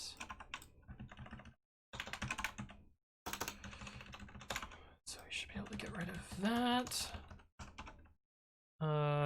We'll be able to keep you in here. Maybe for now. I don't know, we'll see. So I know you just played Type Racer, but I would have got 150 by like, sure, baseball, sure. That was rough. I've never played this before, and when it popped up saying I need a backspace, I was confused. Oh yeah, it's pretty confusing. But Site Day says this repository has several sites to practice algorithms and data structures. Oh, nice, cool. Okay, so yeah, let me fill up my water, and then we can run Type Racer. So I will be right back. I promise I'll do it, Hayden. I'll see you in a sec.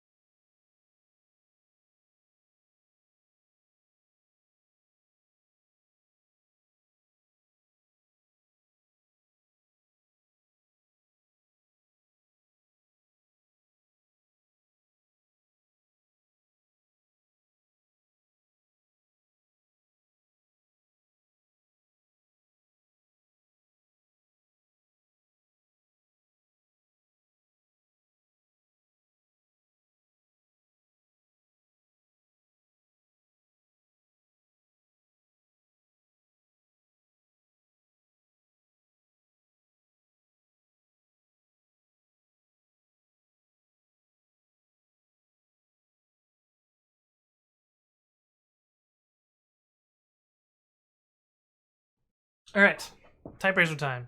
Let me open up Type Racer.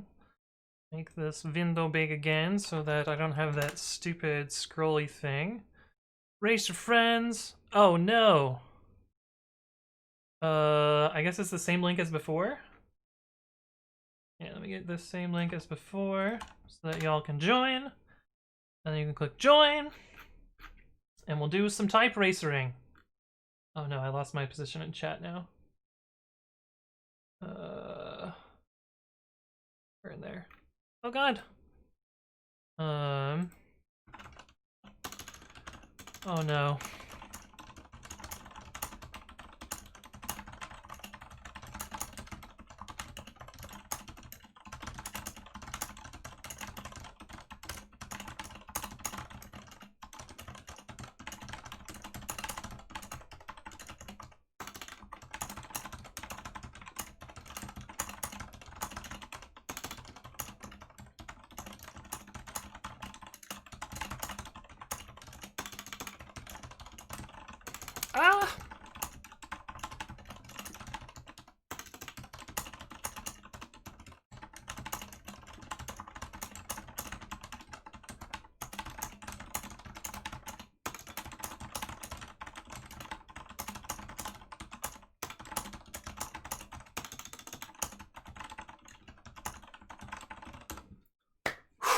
107.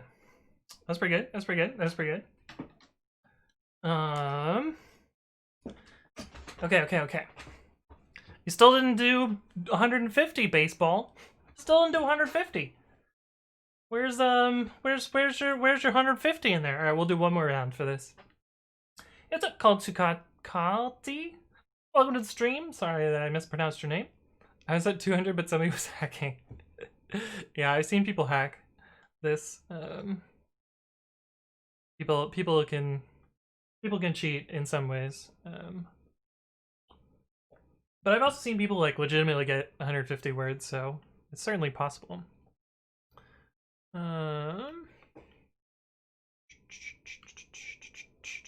The Mad Lad's gonna do it. Wait, gonna do what? Should we set game type racer? No, I think we're only just gonna do a couple of these. All right, 0. Let me rejoin. What? Hello? Hello? Hello? Okay, here we go. We're back now. Okay, one more of these, and then we'll get back to finishing up the code. I'm actually running out of time, though. I have to go get prepared and go see Jordan. Oh, God.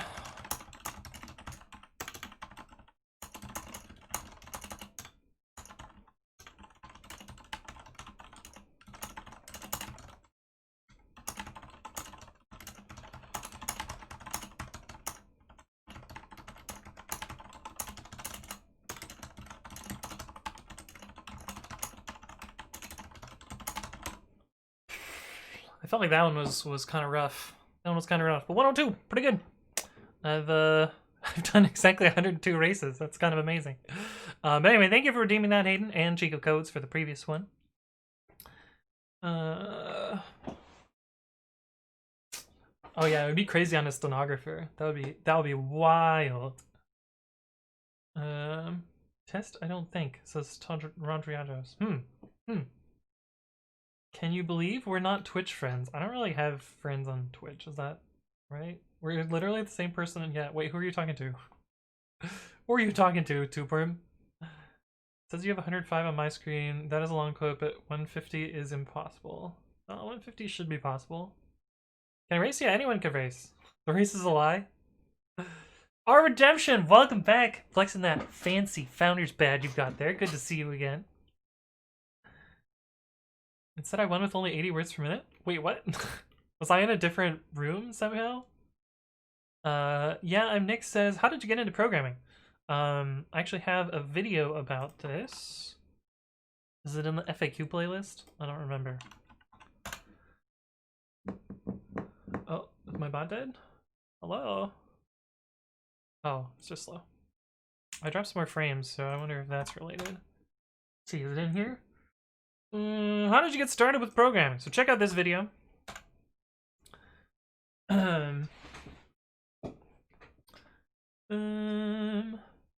Please no more, I hate this. Second place twice though. Yeah, that's pretty good. No humanoid can possibly type 150 words per minute on a quote that is 100 words long. Yeah, no. They totally can. 100%. Michaela can. I don't know if Michaela's still here, but Michaela definitely can. You had a user with your name, it probably just trying to make me feel better. Oh no, that's kind of funny.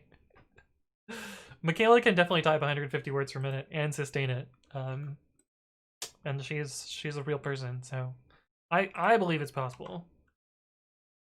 Okay.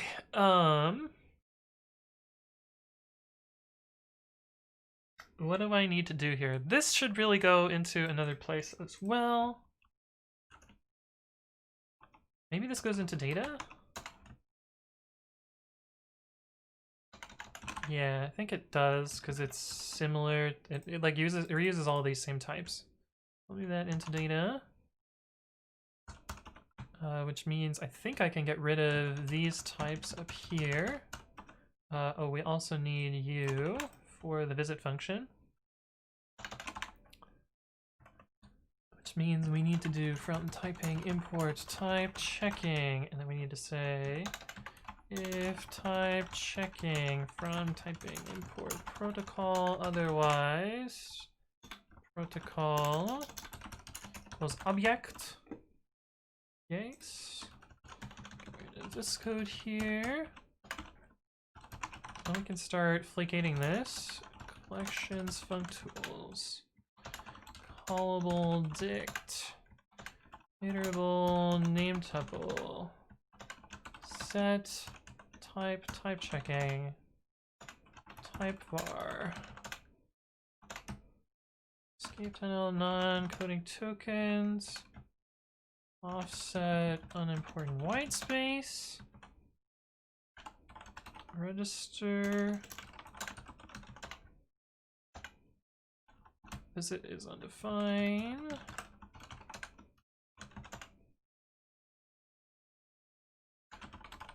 Start braces is undefined.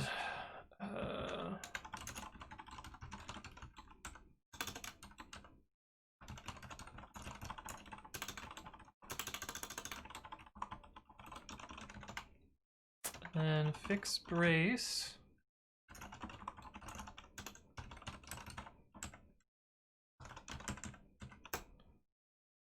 And find simple.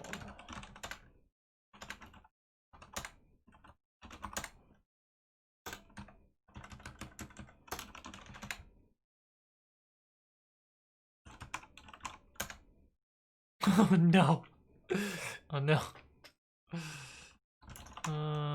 We can just do watch, bang, bang. That way I don't have to keep running it.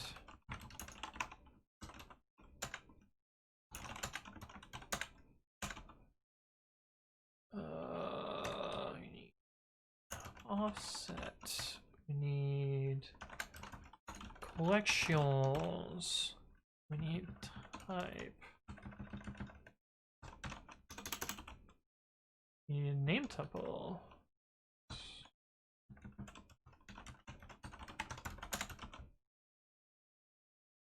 And we need dict.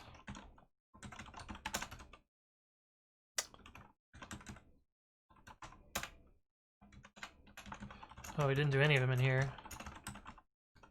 Name tuple list optional.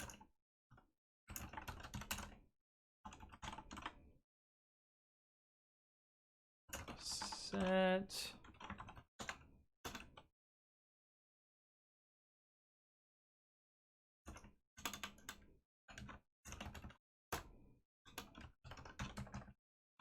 Non-coding tokens. I think that's where that comes from. And then there's a new line at the end of this file. There's a bunch of new lines at the end of this file.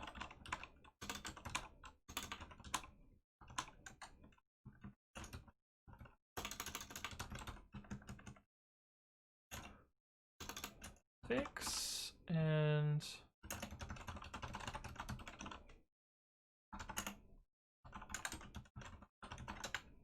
yeah.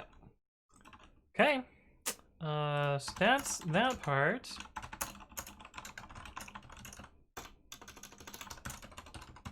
Let's see what the linters say.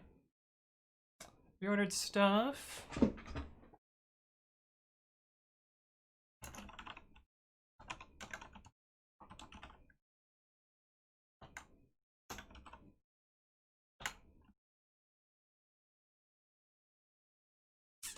Okay, blender's passed. So this is kind of the nice part about MyPy is, in theory, I can add trailing comma dash help, and of course it crashes.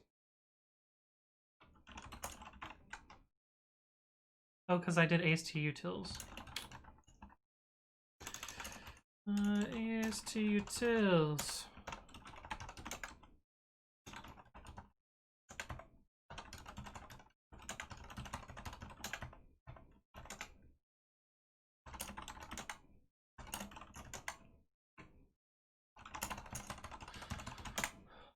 Theory, this should pass now, and then I should be able to do add trailing comma help. I can, and the tests. Oh, cool.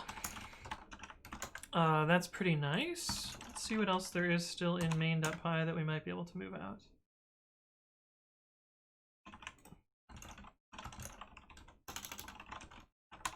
This belongs in AST helpers.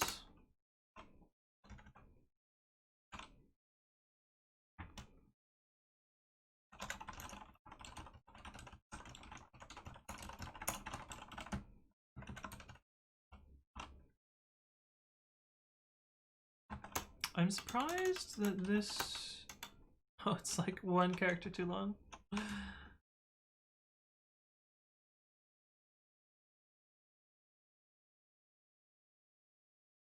yeah, this is like super straightforward now, like very much just like the main function, the main logic, all split up. I like it. Oh, I missed Blomo. Thank you for the follow. And BFG Rocks, thank you as well for the follow. Welcome to the stream. Run by speaker says bedtime. Well, thank you for stopping by. Can you drive 60 miles per hour for 10 miles? For sure.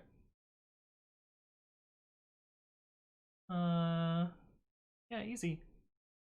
Quite the talented memer. Yeah. Pavlin Chan says, "Oi, mate, how you doing? I'm doing all right." Did I get your accent right? Probably not. Probably nowhere close to your accent. But yeah. Split and trailing comma into plugins.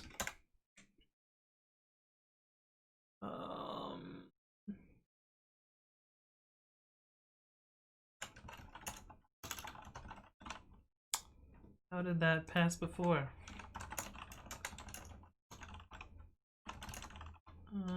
Main HT warnings. Did you ever check out the IO and HP benchmark? I didn't see that you sent it. Oh, you're German. I see.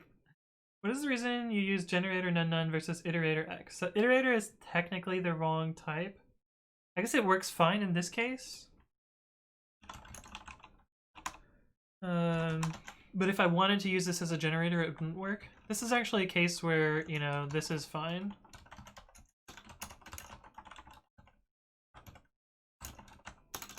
Like, this is an okay type for this, or even iterable. Even need iterator. There's a case for context manager where it's actually incorrect to do that. But this should be fine.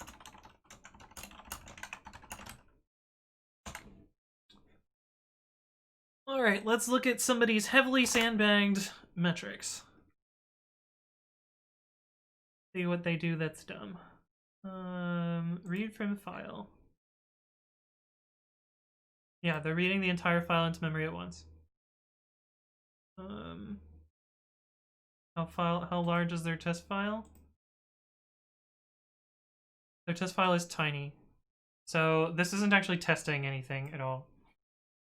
A 3 kilobytes fits in one read call. So this actually isn't validating anything at all. This is a sandbagged micro benchmark. So don't trust what you see from this because it's garbage. Why do they have an empty readme? But yeah, not actually a helpful benchmark, Fiddle, at all. Opening and reading the entire contents of one small file is not a measure of I/O speed in any way, shape, or form. You really need to be on the scale of like megabytes or gigabytes for it to actually be a relevant benchmark there. And you wouldn't split the whole thing into memory, because splitting the whole thing into memory isn't testing I/O speed.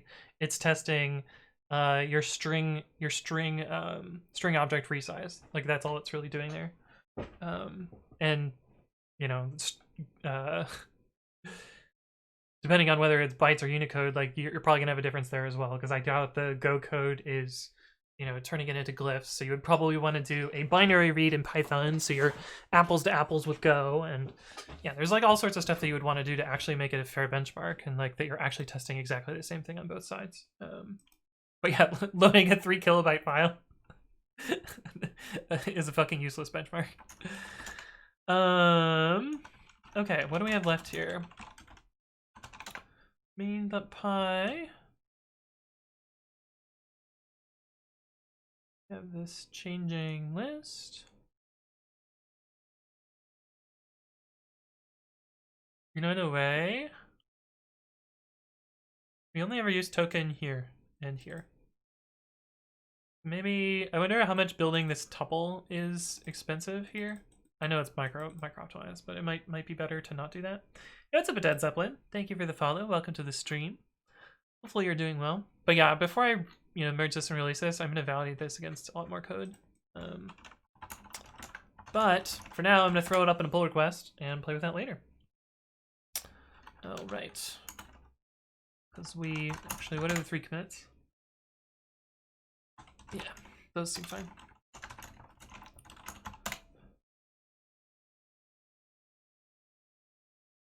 And GitHub doesn't always give me that link, so I've got a little helper to show me the link. Hey, what's up, Address S? Thank you for the follow. Welcome to the stream. Hopefully you're doing well. Plugin, eyes, and trailing, comma. The idea behind this was to vet the approach to split up my upgrade. A nice side effect is this makes add trailing comma almost 20 to 30% faster. I should actually show that.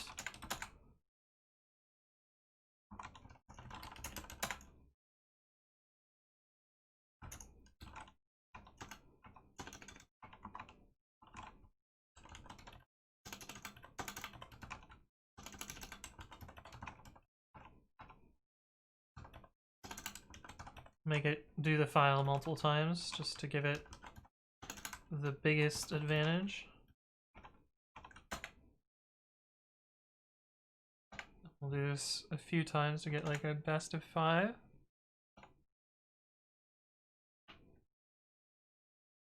Okay, so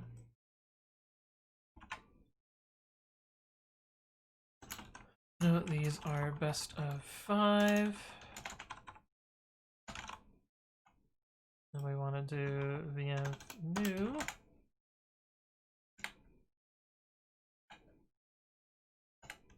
Oh, that's actually way more than 20 to 30%. It's actually a lot more. The best of 5 here is this one. Again, not the most scientific of performance tests, but 1.111. What is this supposed to be? Subtraction, division? 1.479. 1.479 minus this divided by 1.479. Of course, you can fudge it a little and say that it's 33% depending on which one you divide by. But yeah, like 25 to 35% just from a pluginizing refactor that's meant to enable some other stuff. Like getting performance out of a code reorganization is crazy good. But yeah, mega pull request. Marsma says, "Hi Anthony, any advice on how to get to work after work hours on some personal and open source projects?" I mean, how to be motivated to do both work and open source? Yeah, that's a hard question. I don't know that I have a good answer for that. I don't know. For me, it's like a hobby, so I get energized by working on open source. I'm also, in a way, energized from doing work, unless it's stuff I don't want to do. So for me, it's easy, but it might not make sense for everyone. Okay, but I am actually out of time for today. I'm actually over time. Juice is probably either hasn't noticed the time or is on the verge of being like, Anthony, it's time for us to get ready to go. Because I'm going to hang out with Mewtwo and Vape Juice Jordan later today, which should be fun. Chico Code says, as someone who runs ad trailing comment save, thanks. Yeah, no, this makes a huge difference. Which was not my intention, but a pretty nice side effect there.